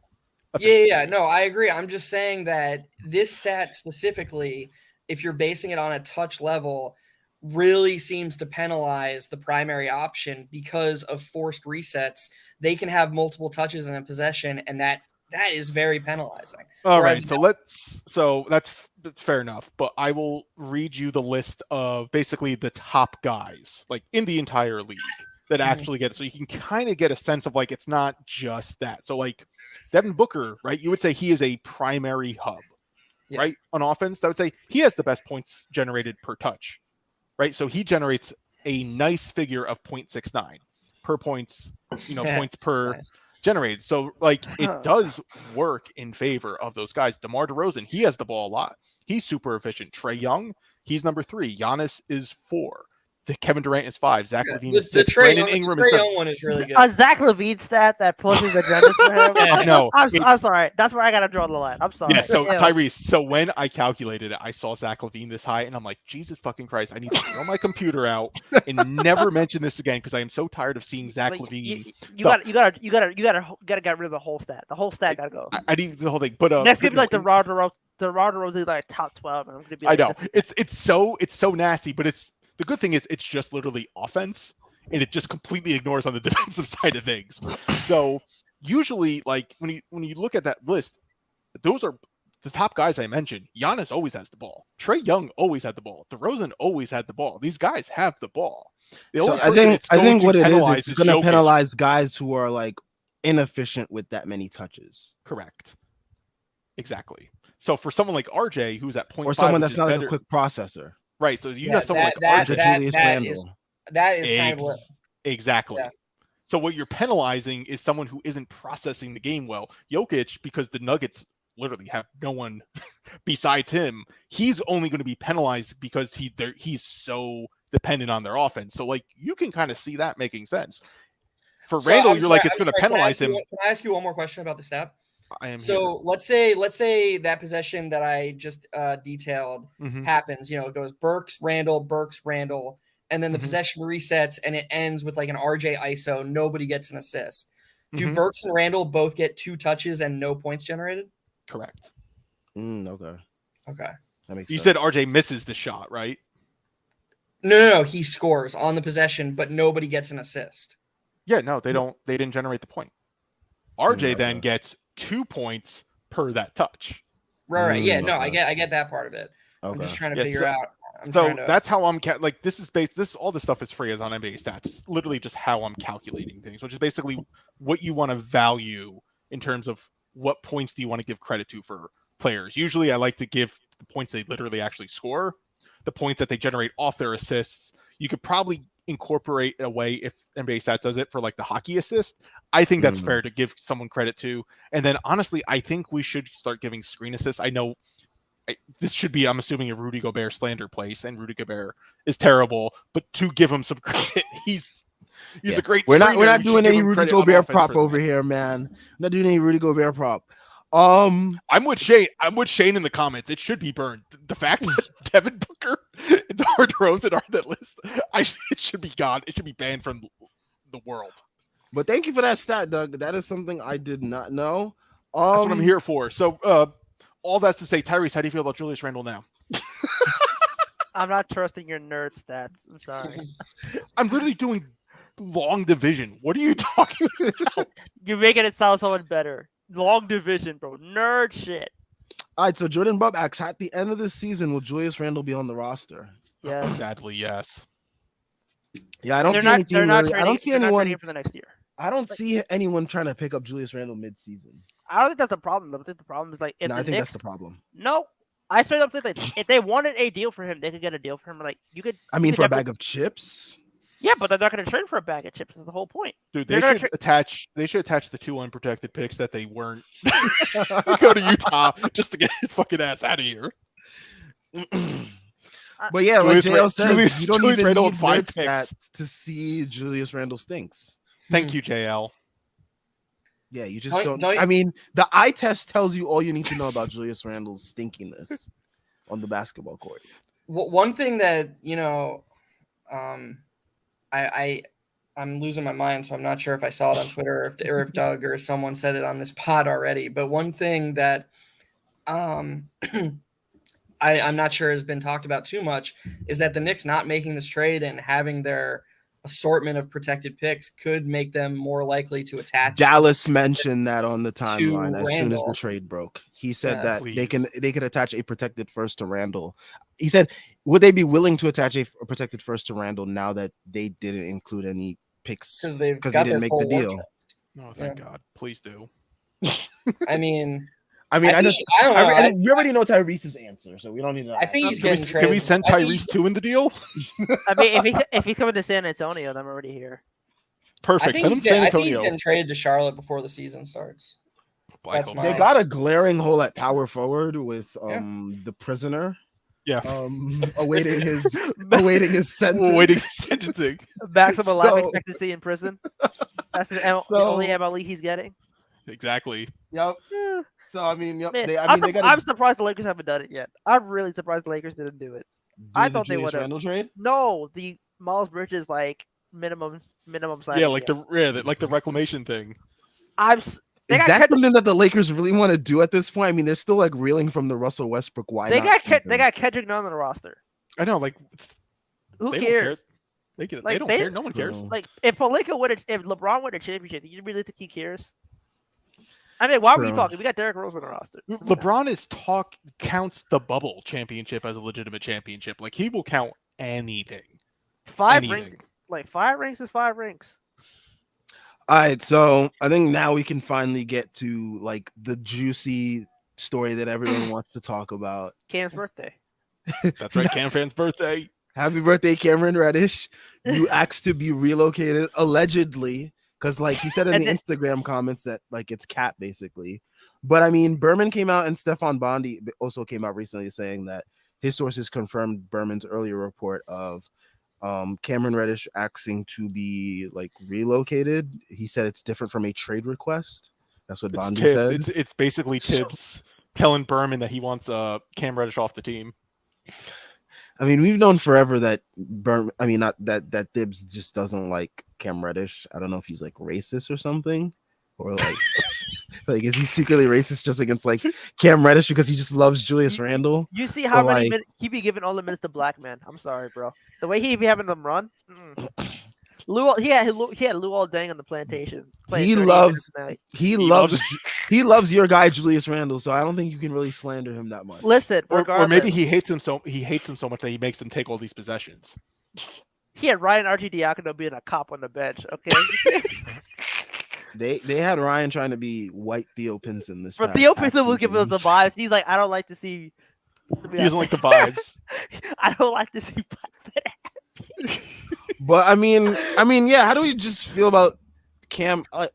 If this report is true, that's like it's the second time in like what a year that Cam Reddish has axed out on a team because of his role. But if Cam Reddish wants to be in rotation like a blunt, let him go ahead. I'm not stopping it. I don't care. For me, the comment that I made on Instagram, I was like, not Instagram. You commented on Instagram? Nah. You're on Instagram. You're on NBA. You on Cam Instagram? Reddish. God damn. You under Cam Reddish? I meant to say about... Twitter. Oh my gosh. Nah, you meant that. I meant bro. to say Twitter. Anyways, Cam fam Over from like video. 2578. anyways, He on like, Twitter, we got it this year, big bro. on Twitter. Oh my gosh. On Twitter, I tweeted out that if Cam Reddish wants to be a staple in a rotation, he needs to be consistent and he needs to be healthy. Those are the two things that he has not been his whole career. I don't know what to say to him. Like, I just don't know. If you want a consistent role, be consistent and be healthy. I mean, I know you can't control the latter, but like, listen, based on nerd stats, he should be Tracy McGrady right now on the Knicks. So, no, Like, I'm kidding. if they who move cares about him? Fournier, he's in the rotation. I would assume. Yeah. So like, This is why or they Julius have to, Randle. this is why they have to consolidate. like they have to. Rose or Fournier needs to go. I would assume it'd probably be Rose. dude, you are like ignoring the biggest elephant in the fucking room. I know. every time you He's like mention the everyone salaries. else. I mean, He's literally- like Rose and Fournier. We got to get those two guys out of We here. gotta get Fuck rid of Obi. okay, but like seriously though, like moving Rose gives quickly the backup minutes of PG that he needs. And Fournier, like moving Fournier isn't that instrument. Well, I mean, like you can move him if he plays next year on the bench, like it's fine. If he got moved, it'd be fine. But like ideally, if you want to evaluate Cam, moving Fournier makes sense because you could slot him back into backup 3. So like, yes, I get it. Of course, move Randall, but like, if you even You if said you it, y'all. Oh, whoa. no. I wish I had my cheesy soundboard right now. No, like what I've He said it, y'all. Clip that, guys. Clip you that. can I want that. you using- can move Randall, but like let me finish. Damn, No, you can move clip that. Randall, but you would still have the situation of Rose is on the team, so quickly he's still getting like 16 minutes at backup point. Yeah, but Julius backup. Randle's not here. That's all that matters. See, okay, so do you want quickly to play 20 upwards of 25 minutes a night, or Julius Randle move? Julius Randle moved. That is mad. Wow, you would kill quickly's career to move Julius Randle. Yes, I would. Sorry, Emmanuel. As much as I love you, I would rather see you not You be and, on the Knicks. you and the 530 projections are Yo, solid. those 538 protections are wild. I don't know what the hell they're doing over there. Dubious starter for Nate Julius Silver Randle. Nate Silver needs to start reevaluating his life over there. Jesus Christ. I mean, Tyrese does raise a good point though. If the Knicks don't move Rose, One of the rare occasions what- you'll ever hear any of us say that statement. By the way, Jeff. what Keep is going. the over under for quickly minutes next year if we don't move Rose? It can't be higher than like 20 and a half. I know it's gonna be like 12. It's gonna be like 12 minutes. He's not gonna play. Right. Quentin Grimes getting more minutes than Emmanuel Quickly. No, it's gonna be wild. It's gonna be wild. He's gonna ask out. Like if I'm Quickly, and I'm like this guy who came off the bench last year, like he wasn't even in rotation. He went from out of the rotation to starter, and I've been like arguably your best player for the last 2 years, and somehow I'm not even getting 20 minutes a night. It's insane. And I have to wait. It's been I insane. have to wait for Derrick Rose to get his yearly injury before I can get playing time like that. When realistically, if I played at least 25 minutes, I'd probably be 6th man of the year. Yeah, it's really bad. Like, which why like they need to move Rose because like you have to think about Quickly in the situation, and like I want to see Quickly minutes more. And that's also how you get someone to take Randall. Be like, hey, I know Randall sucks, but Rose is really good. Here, like Rose can be the featured player in the trade, and Randall can be the throw-in. You know, like when everyone thought that Shumpert was the highlight of that deal to the Cavs, and JR was the throw-in. Like legitimately, you could talk me into doing something like give Derrick Rose to the Suns and let's take him out like Jay Yes. Crowder. I don't give a fuck about Jay Crowder. And we Yes, hate exactly. Jay Crowder. Like, Like, Jay Knicks Crowder, fans you hate mean, Jay but you Crowder. mean Rose and Randall, right? no. Oh, you're not doing Rose and Randall for Crowder? Then no. Fuck, who does that? I mean, I'm just trying to get Rose off the team. Like, Rose is good, but like, I want quickly minutes. I'd rather have quickly minutes than anything else. Look, I'm with you. Rose needs to be off the team, but like, he's still second compared to Randall. Well, third if you can count Tibbs. We need to get Tibbs off this team I mean, too. My man. Tibbs is enemy number one. Like, He's like it's For Randall me, and Tibbs. exhausting like about Tibbs is like after the reports last year that came out, especially late in the season, as the team was like shitting themselves, that Tibbs was basically good to go. I gave up on trying to like even talk myself into like him leaving. Randall is way more plausible to leave because like he's a player. Like they don't have that much connection to him other than like I don't know. the entire front office being his former agents. Yes, but like remember last year when Tibbs was like, "You guys aren't watching the games like I am," and it's like, "Bro, we're fucking crazy people. We're on YouTube right now. like we're watching the highlights of like on a September loss. 1st. Like, what are you talking about, man? This is Like, a we're doing curse. this I right have- now. We're watching NBA stats videos on repeat. We're making threads. You know how dedicated you got to be to make a thread on Twitter? Yeah, I know. Like, come on, Tibbs. But you know how Like, you're dedicated you have to be to come on YouTube after watching Cam Johnson like annihilate your Oh my team And after talk about Julius it for an Randle hour? fucking instigated the whole situation. And that was only the first of like multiple games that Randall just started fights, like the Gobert game. Oh my god! What do we? Yeah, Tibbs is like, you guys are. Tibbs has no idea what fan base he's dealing with. This is not Minnesota, dude. Okay, we don't care Yeah. about the Twins over here. Bro, we're crazy. Yeah, I made the Strickland like game thread after every game this year, and after the last game of the season when I did the thread, some guy who always comments and is always nice was like, "Congrats, you're now approved in Tibbs' book to comment on the games or something," because I rewatched every. oh yeah, yeah. Because I've- Tibbs says you got to watch the games like 3 times, and You gotta watch the games twice to be able to man. comment. Yeah, Tibbs, we know. We do it, sadly. Man, it's so good not watching the Knicks right now, man. The Mets are winning. Life is good. And now we have to go back to this next month. It's nasty, man. How could come Yeah, on? NBA's Tibbs, about to start. I'm doing points generated per touch right now. Like, listen, I'm Has, wow. has, has Tibbs ever even seen that stat? I doubt it. Dude, Tibbs doesn't even know what a calculator is. Like, My my man point is, like, uses an how abacus. we have all these analytics and somehow, like, we didn't put quickly in the starting lineup. We put him first. every lineup you look at, Emmanuel Quickly is always in like the plus lineups, and it's always by like a wide margin too. And it's like, you know what, man? No, you're just fine at 20 And minutes then, a like, game. the good thing that we did was like bench Kemba, and then like Kemba had like the week of like the best week of his career with like Yes. triple double, and then the week of 44 point. Kemba. Oh my gosh, that was like a curse from like It was No, it was like hell. Linsanity, but with It was Kemba Walker. It was a good week for like feel good, but then like it set the team back so far. So much. But like in the moment, I was like a fan. The 44 like, point game. Oh You my could, god. and we lost it. That was the worst part. We lost that fucking game. Yo, I was at the Celtics game where he was balling out too. I'm like, we're getting a fucking Kemba game right now. Like, you could just get hyped. Oh yeah, And then I you're like- remember that. Oh my gosh, I was Yeah, at the he was- movies that day, He and I came out the movies. I was crushing like, what? He was Kemba like was killing it. he was mad. He was hooping like he was mad. I was like, all right, he might be back. Cool. We rested him like the little stealth tank. We will be up. Dude, and then- like, if Kemba actually worked out, we probably like we're not talking about this year, right? If I mean- Kemba doesn't like collapse, yeah, like if Kemba doesn't collapse, we're If probably Tibbs like, just started quickly over Elfrid Payton, we're not talking about Kemba Walker. I mean, that's Kemba also will, true. Kemba will have been fun regardless. I think, but like Kemba will always. I think like unless Quickly came out and was like high like we're talking like maybe like Monte Morris level. Like Kemba was like a cheap flyer that was always going to be signed, in my opinion. Dude, quickly single-handedly beat the Heat this year in the Yeah, fourth but quarter. we're talking about last year. We're talking about like Oh, going no, from Okay, but I know. Okay, fair enough. But like, still, but like, you carry into like, you know, what's kind of interesting. Like, when you look at the playoffs, Quickly and Obi were the next best players in the Atlanta series, not Julius Randle. Just want Don't to. forget Taj. Oh yeah, and Taj. But like, there was just so much good that Quickly was doing night in, night out. Even if he wasn't shooting well, he was doing so much on both ends of the floor. And no, then even when Kemba finally, they stopped with the Kemba experiment 20 games in, and they're like, oh, thank God, they're going to bench Kemba. They're going to stop trying to recreate last season.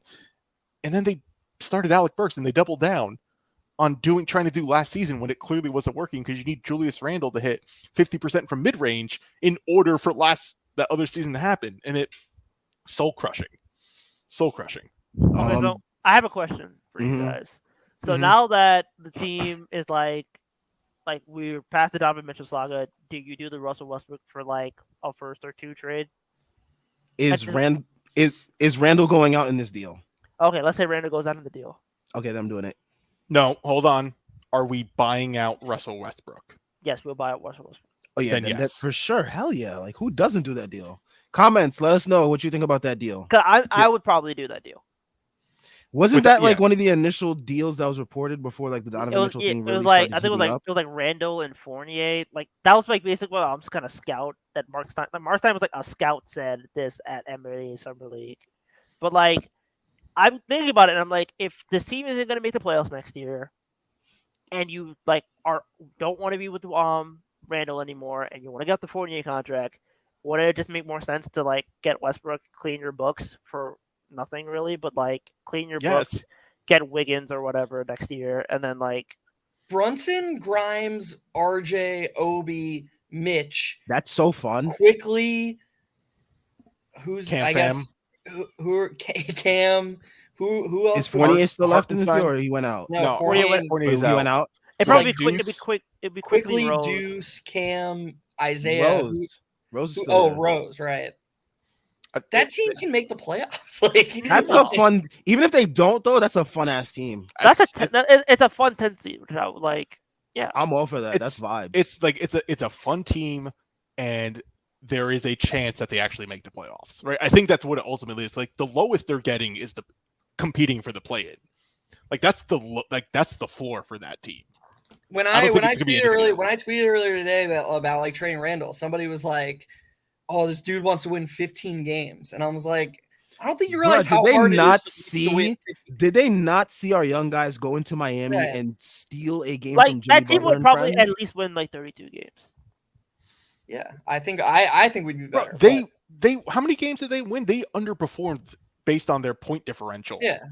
Yeah, they were 5 games worse than their point differential. We also had they do that with Randall on the roster. Like we're talking about a team Kemba.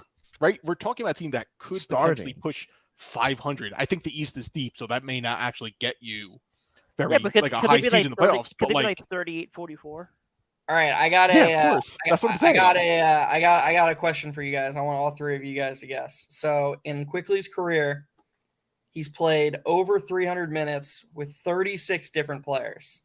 How many of those players do you think he has a positive net rating with? Go. 34. How many players did you say in total? 36. 36. Samuel? I'd say all of them. The answer is 36. All 36 have 100 minutes. All of them. IQ is that guy. He's that guy. He's on the court. And we're determined to not play him. It's insane. It's insane. This coach is a maniac. This coach is a maniac because Thibs will swear on his grandmother's life that he loves Emmanuel Quickly like the son he's never had, but will treat him like dog shit. I don't get it. I wish the Knicks didn't sign Brunson and then traded every single point guard and only had Emmanuel Quickly. So to force Thibs to play him. And you have to play him 48 minutes. This was like, nah, Randall starting at point guard, Obi starting at the 4. Point forward. He just signed back Ryan Archie Diacono. Oh, please, no, Jesus Christ, that fucking guy. But yeah, I mean, let's look to the comments about that Russ deal because I asked the comments to chime in. Nemo brings this interesting perspective, which I just don't buy because I don't think any team is taking back Russell Westbrook on a star trade. Yeah, no, he would be on the last year, so you're basically hoping that some team that's in cap space hell wants to clear their books, right? Like that's basically what it is. Like he's an expiring contract right now, so it's like you just take him and just give him whatever his contract is. Just literally just buy him out and then whatever. Like just do that. I don't see any team who's gonna trade for Westbrook. Like what stars are gonna be available?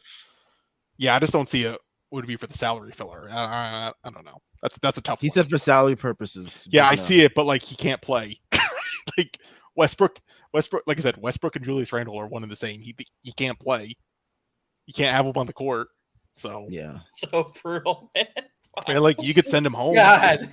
If you want to send him on home, so you can have a vacation with that 31 mil he's making. Like, okay, If Randall just came out next year and was actually like a good version of like, I would just be so happy to be wrong. I just want the team to not suck. And oh man, and he's definitely gonna play 35 minutes a game if he's not traded.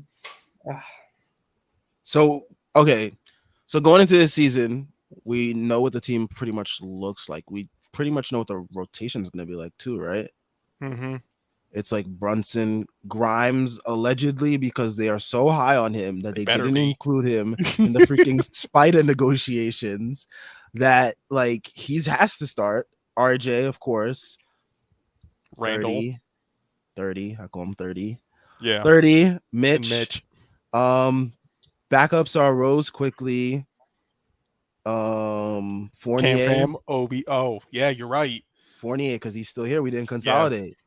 So I'm talking like now, as of now, with no consolidation. Damn, Cam is the 11th roster is man. still clunky. Yeah. Yeah. There's The this roster's there's still this one guy on Twitter who has like a pretty decent following, who every time there's this discussion, he posts his starting lineup and it's Brunson, Cam, RJ, Randall, and Mitch. And then everyone's like, wait, dude, what the fuck are you doing? Cam's not starting. He's like, I just think he's gonna prove it in training camp, man. And I just feel so awful for this guy. See, you know what? So that wouldn't be that bad of a plan necessarily, right? Because how it can depends he on be how better much you than think. It depends on how good you think Cam is, right? Because Cam is.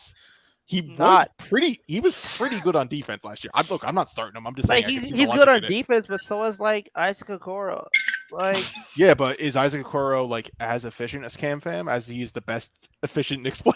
He also just doesn't have, like, the- Cam is efficient at getting bad tattoos and having social media hype. That's all Listen, man, Cam is efficient he at. stopped taking mid range shots. Like that's like I mean, winning like, the Super Bowl. Okay, no.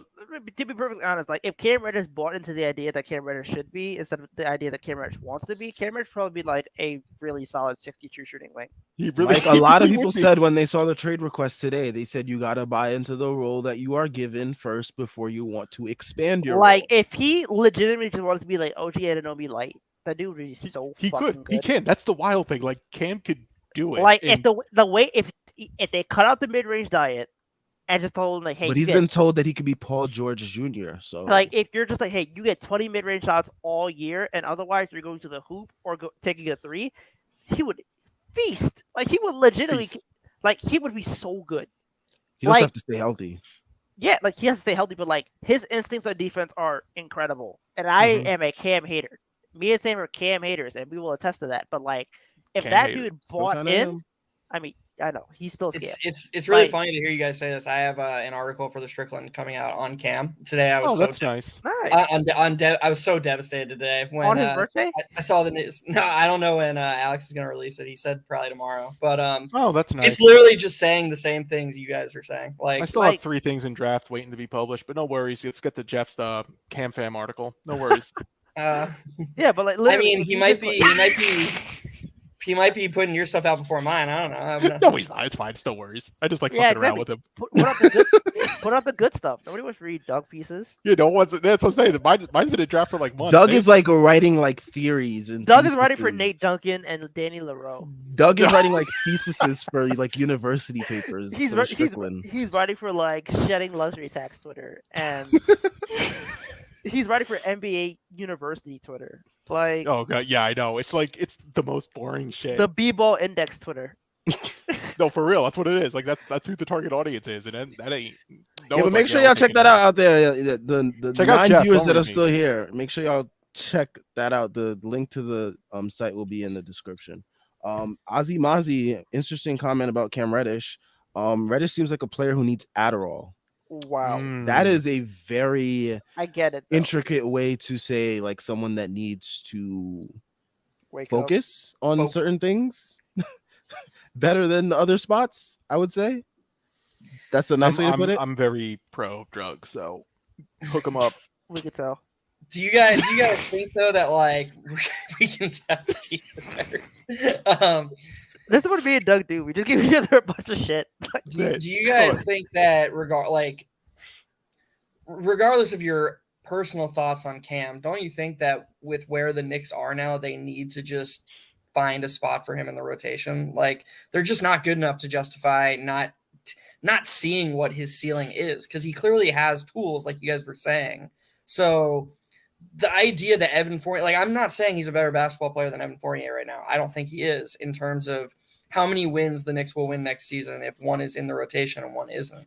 But we know what Evan Fournier is, and it doesn't really meaningfully affect the Knicks, short or long-term ceiling. They're going to, as we've alluded to, be middle of the pack Eastern Conference team either way. So why not risk taking a small step back with Cam and just find out what the potential ceiling could be? Like, isn't that way better for the franchise going forward? It is, but the coach we have, which brings me to this comment by Brent. Legit, are there any on-court results that could result in things being fired? No, if this because team is bad next year, huh?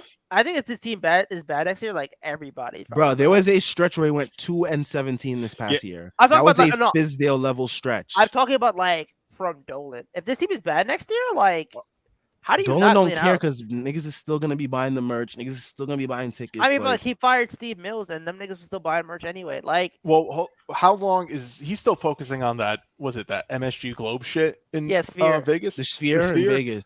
He don't care. Hold on. He doesn't care. But if the Sphere is done next season and he decides to open up the papers and he goes, Tibbs went on what run? Get this guy out of here. Yeah, like getting Mitchell probably would have bought that entire like contingent of front office and like 2 years, definitely. Like 2 years. It would have bought them enough time. But like but if now they suck again, and they're expensive. Well, they're expected to not be that good anyway. Exactly. Yeah, so no, but it's like they made the playoffs, right? And then the following season, they doubled down on something that wasn't working, right? Like it wasn't just they had a poor season; they refused to adjust. And then if they go in again this season and do the same exact shit and didn't correct any issues, dude, everyone's on the hot seat. And remember, they didn't correct issues, and then they paid people. That's the worst part. Like they're like, okay, Mitch is good, we get it, sure, but you paid him. You also like paid RJ. You paid Brunson.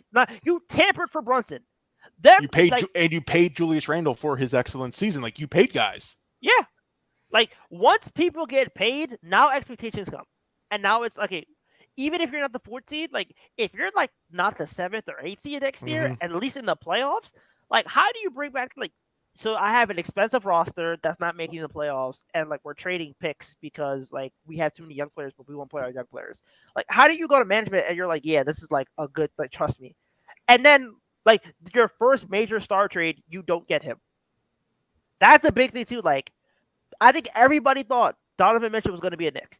Yeah, everyone was saying this was the next trade to lose. You heard from everybody that Donovan Mitchell was going to be a Knick. So now, again, we could talk about how, like, Donovan Mitchell, like, we could debate that, but, like, the idea was basically Donovan Mitchell was going to be in a Knicks jersey next year. The league built around it. The league planned around it.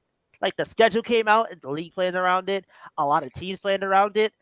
And, like, the media at large was like, yeah, he's going to be a Knick. Now he's not a Knick. And, like, Cleveland's going to start winning next year, and if the Knicks are in purgatory, that makes them look even worse. Because now it's like, okay, these are the players that you wanted to hold on in the deal, and we are the 12th seed.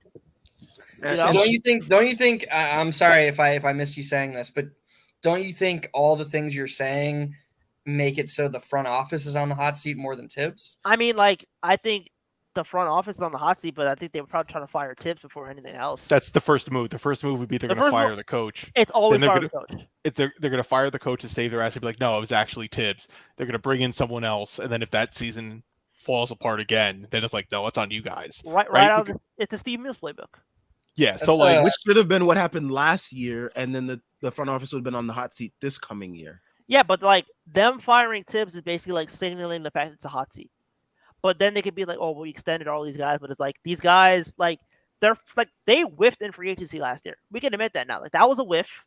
Next year, now it's like Brunson's your nepotism hire. If he doesn't work out, how does that look? He's not a nepotism hire though. He's really good. I know he's good. I advocated for Brunson for 2 years. I had propaganda ready, but like still at the end of the day, he is a nepotism hire. No, it really isn't a nepotism hire. I mean, you hired his dad. A nepotism hire would be like someone who's like shit that you bring on. Right. Because, like, okay, sure. He's not Chris Smith, but like you. Yes, yeah, that's nepotism. That was a nepotism hire. That's I know. Shout out Chris Smith. Yeah, no, shout out for him getting the bag. No, but like I'm saying, Klay like, Thompson's younger brother was on our training camp team because his brother was in the league shooting like hell. That's a nepotism hire. I know, but I'm saying like the idea is basically your entire front office has connections to this one guy. You Right, brought and in it his should have. dad, It was a slam dunk, and if you actually fucked that up, it would have been a disaster. and No, I that's get like, that. and that might be They the messed up only the thing you have Brunson to deal. show. Oh my god, that would have been catastrophic. Yeah, If they no, messed they, up they would have been fired. If they messed up the Brunson, they would have been fired. yeah. There's no way they would have survived that because like there's no like Like, there's no way you're Jalen supposed Brunson, to lose that. right? Like Jalen Brunson became a free agent. He wants to be like put in a better position.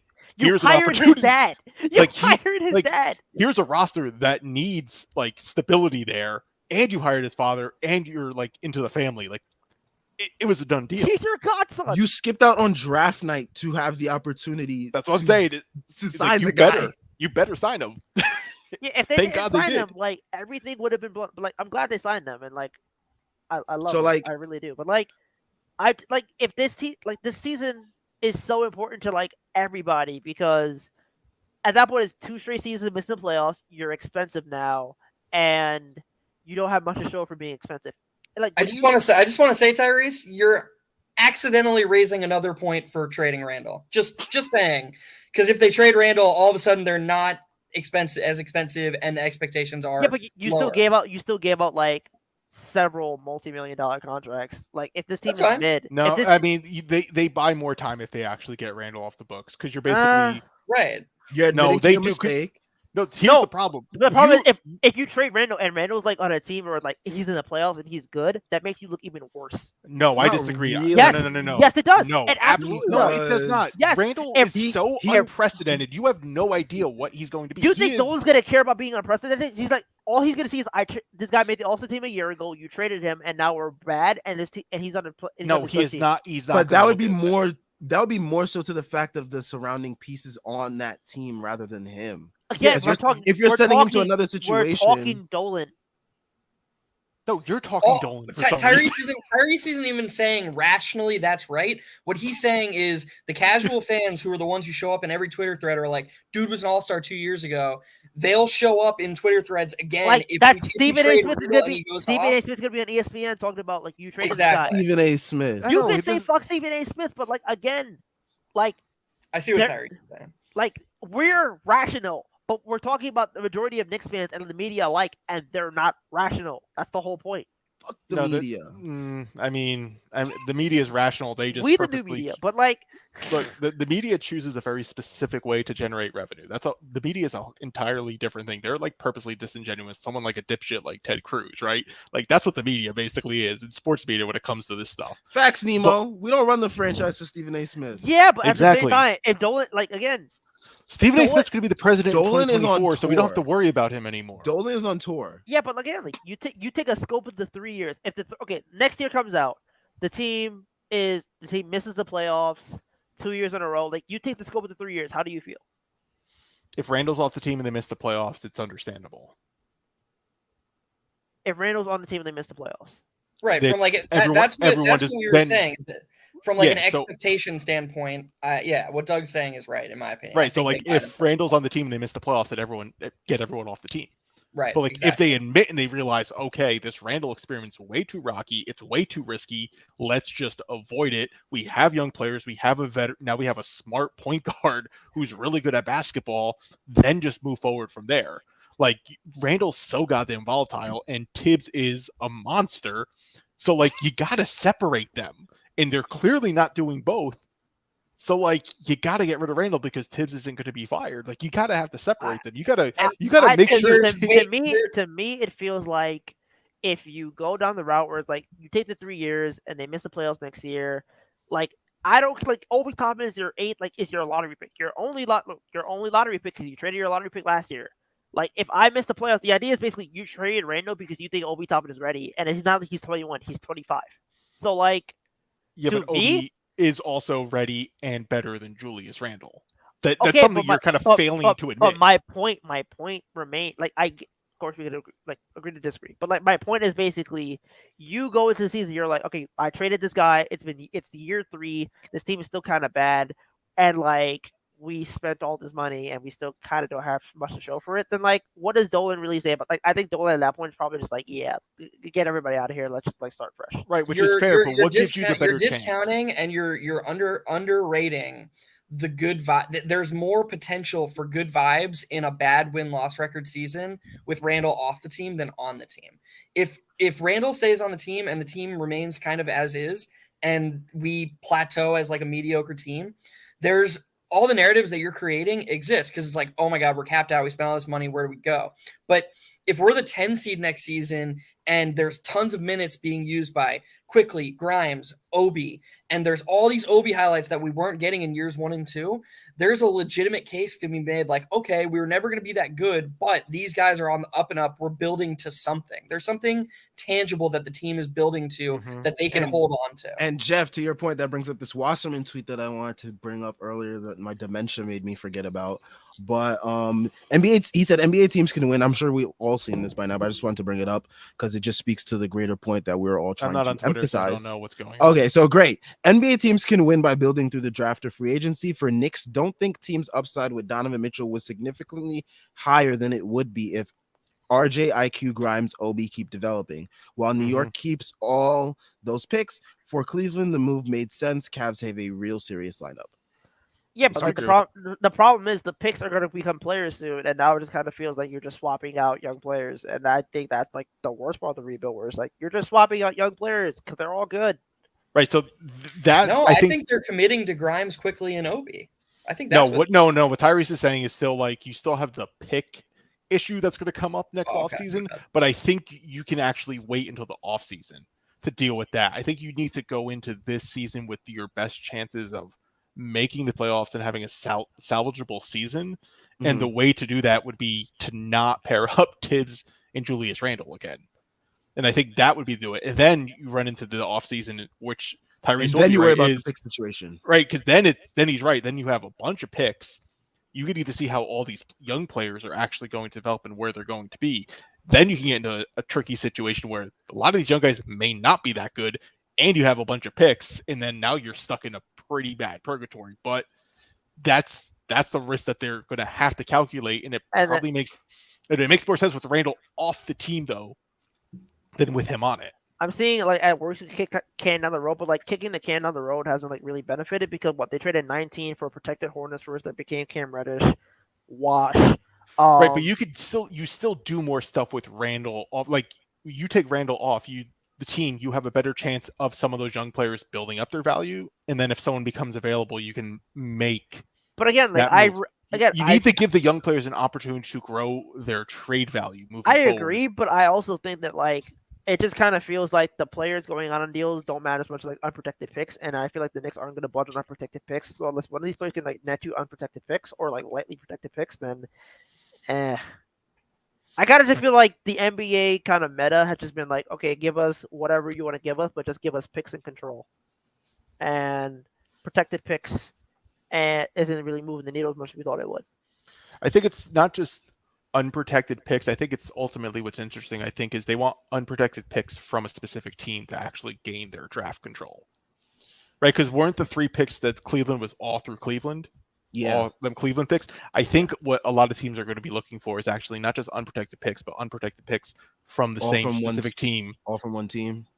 That's what I'm probably thinking is going to be like significantly most valuable. And that's going to be interesting what the Knicks are going to have to do, because I do agree with Tyrese. At some point, you do have to cave in with these picks at some point. And you have to separate. You either have to be like, we're good enough in drafting that we can keep all these protected picks, find players and still build around them to use our unprotected picks. They just didn't want to do it on Donovan Mitchell, which is totally fine, but they eventually still need to do it on someone. That's the part where I'll agree with Tyrese. But I think you can wait until next offseason to worry about that. I don't know. Like, you can wait, but it just comes down to like, now you have to start thinking about like, are we going to pay Obi? Are we going to pay IQ? And that's also like something you have to factor in as well. It's just like when you have to start thinking about like paying people, that's when like consolidation becomes a must. Because like if you're not going to pay these guys, then what kind of value are you getting from them? Right. So that's why you need to play them in order to see where you go from there. I wanted to ask you guys earlier on this pod, is there a deadline like IQ and Obi are entering their third seasons, and they can get extensions next off season. When's the earliest the Knicks could extend them? Is it after the season or? It's after the season. It's Okay, after the so- season, yeah. So they couldn't offer either of them an extension like now. Oh, if they could do that, oh my god! Like you would have seen like baseball teams being handled like left and right. It would have been like 7 years, 60 million. Yeah, it would be. I think it would be complete chaos. Grimes Yeah, would have been no, extended this offseason.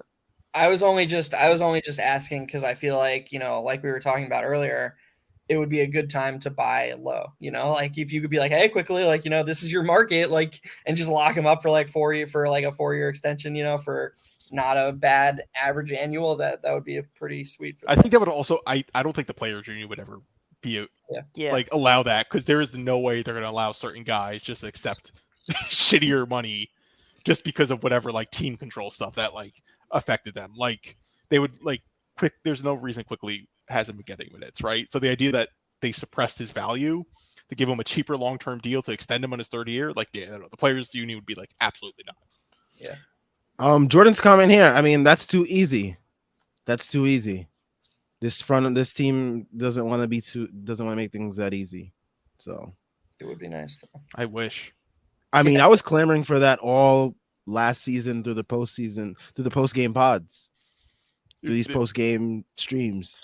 So The fact that Tibbs survived this season is wild. My man was bruh, wild he had a this year. stretch where he went 2-17. He's bulletproof, bro. Like I'm sorry, that's nasty. It's insane how bulletproof he is. The man is Like he put together like the team is so bad that Tibbs being bad is like he's so much like his bad is so much better than like the other bad we were subjected to that like he's bulletproof essentially. Like, he could coach a team in his sleep to like 35 wins. That's the problem. Like the problem is Tibbs is a good coach, but he's not flexible, and that flexibility leads to disaster shit like this, and it just sucks because he does know ball, but apparently he doesn't want Those to. balls to an extent.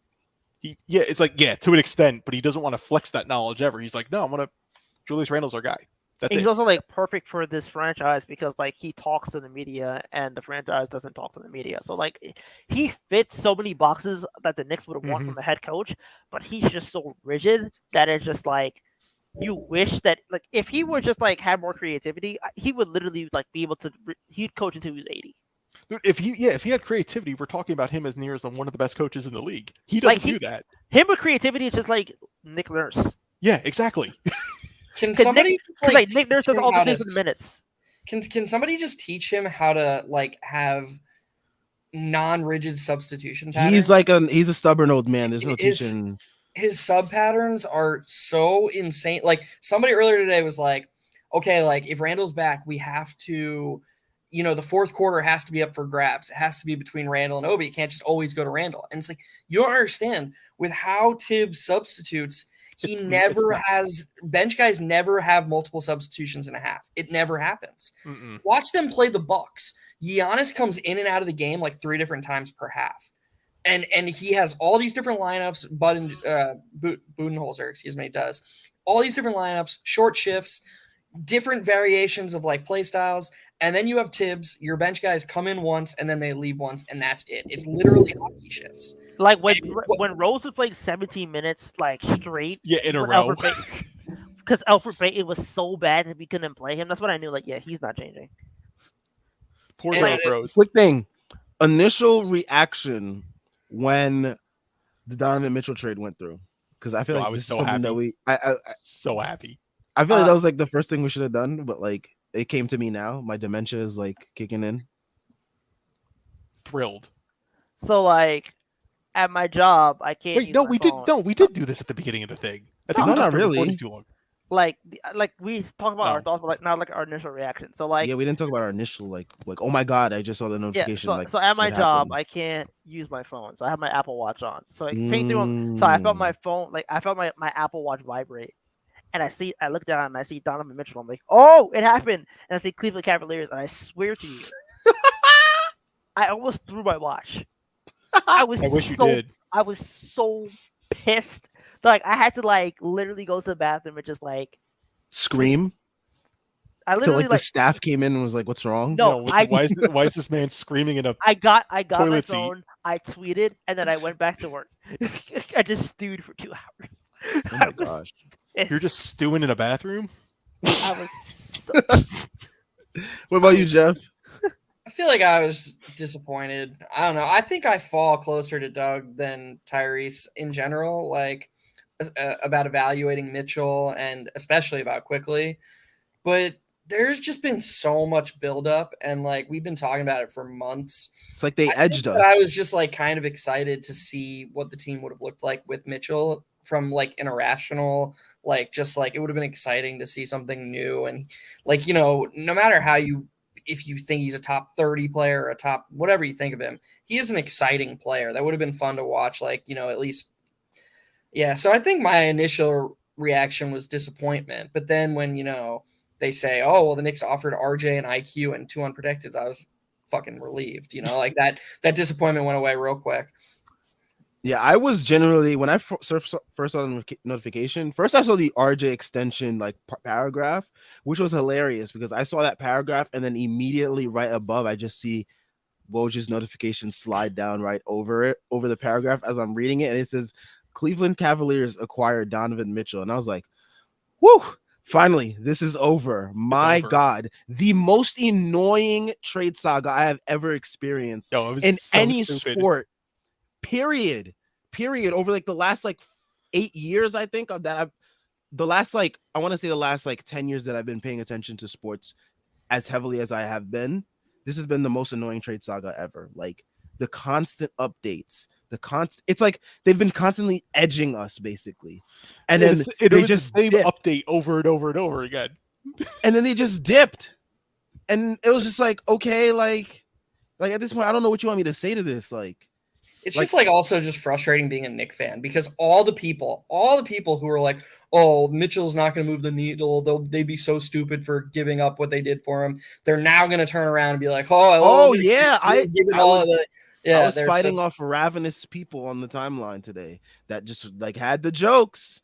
They had the jokes. Oh, Knicks are spending $350 million. Want you to do that. That's how you get engagement. That's how you track things. I'm just talking about like randos on the timeline. Don't give in to the randos. Who cares about them? They're idiots like us.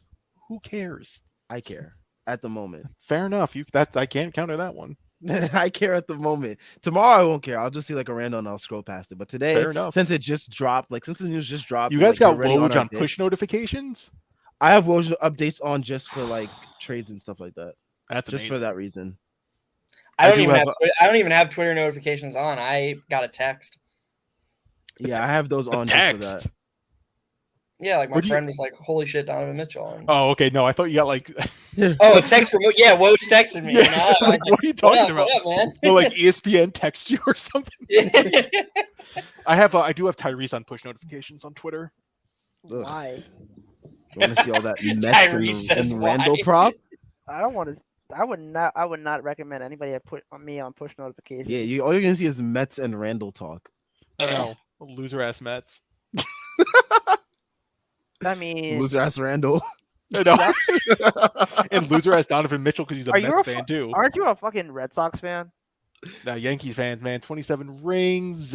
Count them. 27 rings. Beat all the rings. Beat the Angels, and then talk to me. Oh, the Angels who have 2 generational talents and still can't be above 500, and they still beat you. Oh, I'm sorry. Do they have 27 rings? Y'all gonna blow that lead. You're gonna blow that lead in the AL East. I can't hear what you're saying because all the rings are dangling right now. You haven't even seen a World Series since your nuts dropped. I don't want to hear it, bro. No, they won in 2009. Yeah. I'm old, man. He said I'm old, man. All right, I saw 2009. I'm going to bed. Oh man, but I think the overall reaction from our fan base was pretty tame. I think. Yeah, like it was much better than I expected. Yeah, it's because we're all. I'm proud of like Knicks fans because like we're tired of everyone. At the start of the trade talks in July, New York offered Utah a Donovan Mitchell package, including RJ Barrett, Obi Toppin, Mitchell Robinson, and 3 unprotected first-round picks. Sources at ESPN. Yo, they turned that down. Excuse me. Yo, what? That's from Woj. Holy shit. Yeah, they all. All right. Yeah. He didn't want to. So okay. So I'm sorry. Fuck This you is what I guys, was I saying was on right. Twitter, Tyrese. This is what I was saying. He didn't want to trade him to New York. That's what my initial theory was. He didn't want to trade him to New York at all because he knew that's what Donovan Mitchell wanted. And he didn't want to satisfy a black man because Danny Ainge is racist. That's Facts. right. Yeah. Like at Yeah, that point, Clip I think that. 1 hour, 54 minutes in. Clip that. That's right. Fucking. That's my theory. I'm telling you, he didn't want to trade him because every offer that the Knicks offered is like We're some better. extreme offer. It's like an offer on like acid. And like he's like, nah, I'm good. Nah, man. Nah. I want Laurie Marketing. The, Do you the know who's great gonna white hope, thrive in Utah? Laurie Marketing. a tall white shooter. Dude, they are gonna buy his jersey. Oh, I'm gonna fucking love him. I think what I don't know, man. I mean, you guys were making fun of me before we got on here. I think that the Knicks packages were like, this is gonna sound stupid, but I think they were better than Ainge wanted in terms of short term. Like, I think that he would have been skeptical of their ability to bottom out with RJ and Mitch and Obi. I think he would have been like, okay, we would have stayed mediocre, and we wouldn't have been able to. He wants Victor, and I think he believes in their chance to be the worst team in the NBA next year. And then Sexton still has a ceiling. He can sell Sexton's ceiling to like fans, but deep down, he knows the Jazz can be the worst team in the league next season with Sexton and the guys they got. Well, I mean, look at Danny Ainge's like drafting history in general. That just tells you about like his talent evaluation in general. So you could be onto something there. Right. And I all the Knicks packages, whether it's whether it's Quickly and RJ, whether it's Grimes and Obi, I think Ainge didn't think they could bottom out with those guys. That's my theory. Ainge is tanking for a 7'5" guy who can't stay healthy. Good for him. Shout out to Utah. I'm loving it. All right. Oh man. I mean, this also just talks to like how like desperate the front office wanted to get Donovan Mitchell as well. Like they just were like, okay, just take all the best young players we got and Wild. a bunch of picks for Donovan Mitchell. I'm concerned now. I'm very concerned. Yeah, this is a deal you like throw out for like a prime Kevin Durant, maybe. I mean, Tyrese, RJ, how do you Obi, feel and about that? Mitch. RJ, Obi, That's and Mitch. ridiculous. Holy, that's a fucking. Would you give that package for Julius Randle though? Oh my. I'm logging off. You're logging off by Tyrese. I'm logging off. I'm done. No, but like, okay, like the front That's office. what you give up. That's what you give up for like Giannis. This is an insane offer, bro. For Donovan Mitchell, bro. Like, Donovan Mitchell's like what, top 30 in the league or something. Like, if at the lowest, like that's how you're ranking him. If he decides to start playing defense, he's like one of those guys who just fluctuates between not being on the third team All NBA to like second team All. Like he's like one of those like 20 guys basically between like 20 and 10. Okay, so like even at that point, that's still a crazy ass offer. Crazy offer. Yeah, it's wild, bro. The Knicks really value Donovan Mitchell that is all right, man. I just don't know what else to say to that. I mean, we spent like 2 hours now talking about this deal and like all the ramifications that come with it, as well as Cam Fam's birthday. Happy birthday. Cam Fam, once shout again. out to Cam Fam. How old is he now? 22? 23, the same age as me. Look at that. Old ass. He's gonna be able to rent a car soon. But anyways, like that is nuts, man. That deal is insane, bro. What? I'm just looking at all the chats that I'm in that's like flipping out at this deal. And like, I mean, like Knicks fans, if you're watching, I mean, I know you're going to say, I don't know why you're still watching. I know you're probably going to say, I'm so out on this front office. Like, oh my God. No, you're not. You're not. Stop lying to yourself. You'll be right back here with us. Stop lying. Dude, You're going to be tuning in. First preseason game, October 4th on TNT, watching Knicks versus Pistons. So, like, stop it. Dude, I'm going to be in, and then if they do trade Julius Randle or Derrick Rose or Evan, you know what I'm saying? Like, if they clear up some roster space too, I'm going to be like, hell yeah, I'm back in.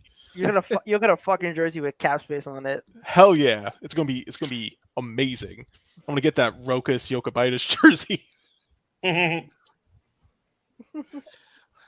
The Knicks, their process seemed to be okay. We're gonna offer you this guy. If not, we're just gonna extend him. So like they offered Mitch. They were like, okay, you don't want Mitch. Okay, we're just gonna extend Mitch.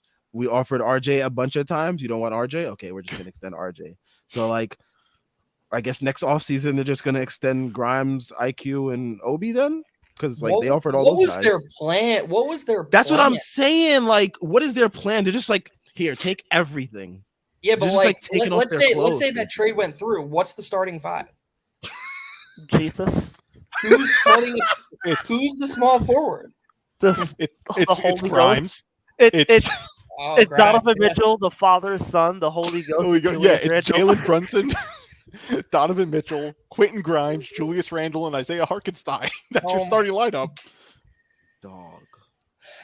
This is scary, man. Bro, This that's is the lineup. scary. And then you still have Rose and Quickly competing for backup. And Cam Reddish. This is And then have scary. Cam Reddish. Yo, Cam Reddish would have been started, bro. People in the comments are saying, "Do we believe this report?" I mean, when has Woj really been inaccurate about these type of things? Rose is petty, but he don't lie. Yeah, he don't lie. He's petty. Like he did the podcast shit that I called him a dick eater for, but like he don't lie about like offers and shit like this. So like, this is Yeah, I believe insane. it. Yeah, This Leon is Rose. This Leon is, Rose. this is scary, man. He was dealing on a binge. Ain't no way that's real, bro. He was in Atlantic This is City. crazy, bro. he must have been on some sort of coke binge in AC, man, because otherwise there is no reason to be offering that for Donovan Mitchell. Get the fuck out of here. What they Oh. got in Cherry Hill? That's what I want to know.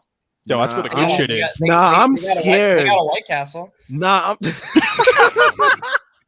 I get it. So correct. nah. All right, I'm well, okay. Scared. Okay. I'm scared because like the next guy that comes available, we know what the Knicks are gonna do. They're gonna take Well, off their hope you- clothes for them. Well, we better hope it's someone better than Donovan Mitchell. Yeah, that's what I'm saying. Like whoever the Jeremy next Grant. guy is, like if it's like Oh, Sure, please some, not like, Kevin Durant. it's not Kevin Durant, Miles but Turner. like if it's It's like, gonna be Miles. We're gonna bring but it if it's back. like Jalen. Oh wait, how do we rate Jalen Brown before I bring up Jalen Brown's name? Stop it. He's not even better than fucking like. He's not better than Donovan Mitchell. Relax. Listen, Okay, I so just then, wanna- like, listen. I'm If gonna Donovan, put this if out. Jalen Brown becomes available, because like say he Jalen heard Brown his was the name best in player on a trade finals talks. team, and Donovan Mitchell has never been to the NBA Finals. So I mean, like Jalen Brown's okay, but like Jalen Brown is like All right, so now we know that the Knicks are gonna get naked for Jalen Brown next time that someone's available, like a Jalen Brown, because What like if they it's just got wild? naked for Donovan Mitchell, and they couldn't even get him getting naked for him. Said That's the naked fir- too many times. we got naked and they didn't even want us, bro. They're like, ill. Put your We're a clothes back bad. on. We're a bad only. You're like, ill. Put your clothes Like, back on. Jesus. Oh man, I think this is a great place to end because I literally have nothing else to say besides I'm scared of this front office now. It's so crazy, Sam. We've talked about this multiple times on here, but me, you, and Tyrese have. This front office has done nothing, in my opinion, or not nothing, but very little to give us anything but faith in them. We love their draft picks, like Tyrese said earlier, their last offseason was bad, but even the bad signings you can at least defend, and they all, were team controlled at the end of them. Like they weren't brutal mistakes. This report is fucking horrifying. Like this is the first one where you have to step back and you're like, okay, Holy shit! what's going on there? Like Danny wow. Ainge took us to the cleaners and was like, "Give me your socks," and they were like, "Okay." they They took them off like, okay. I never done this before. Like, and that's terrifying. Jesus. Oh man, I gotta like. Schwinn in the strict court is saying that it's all cap.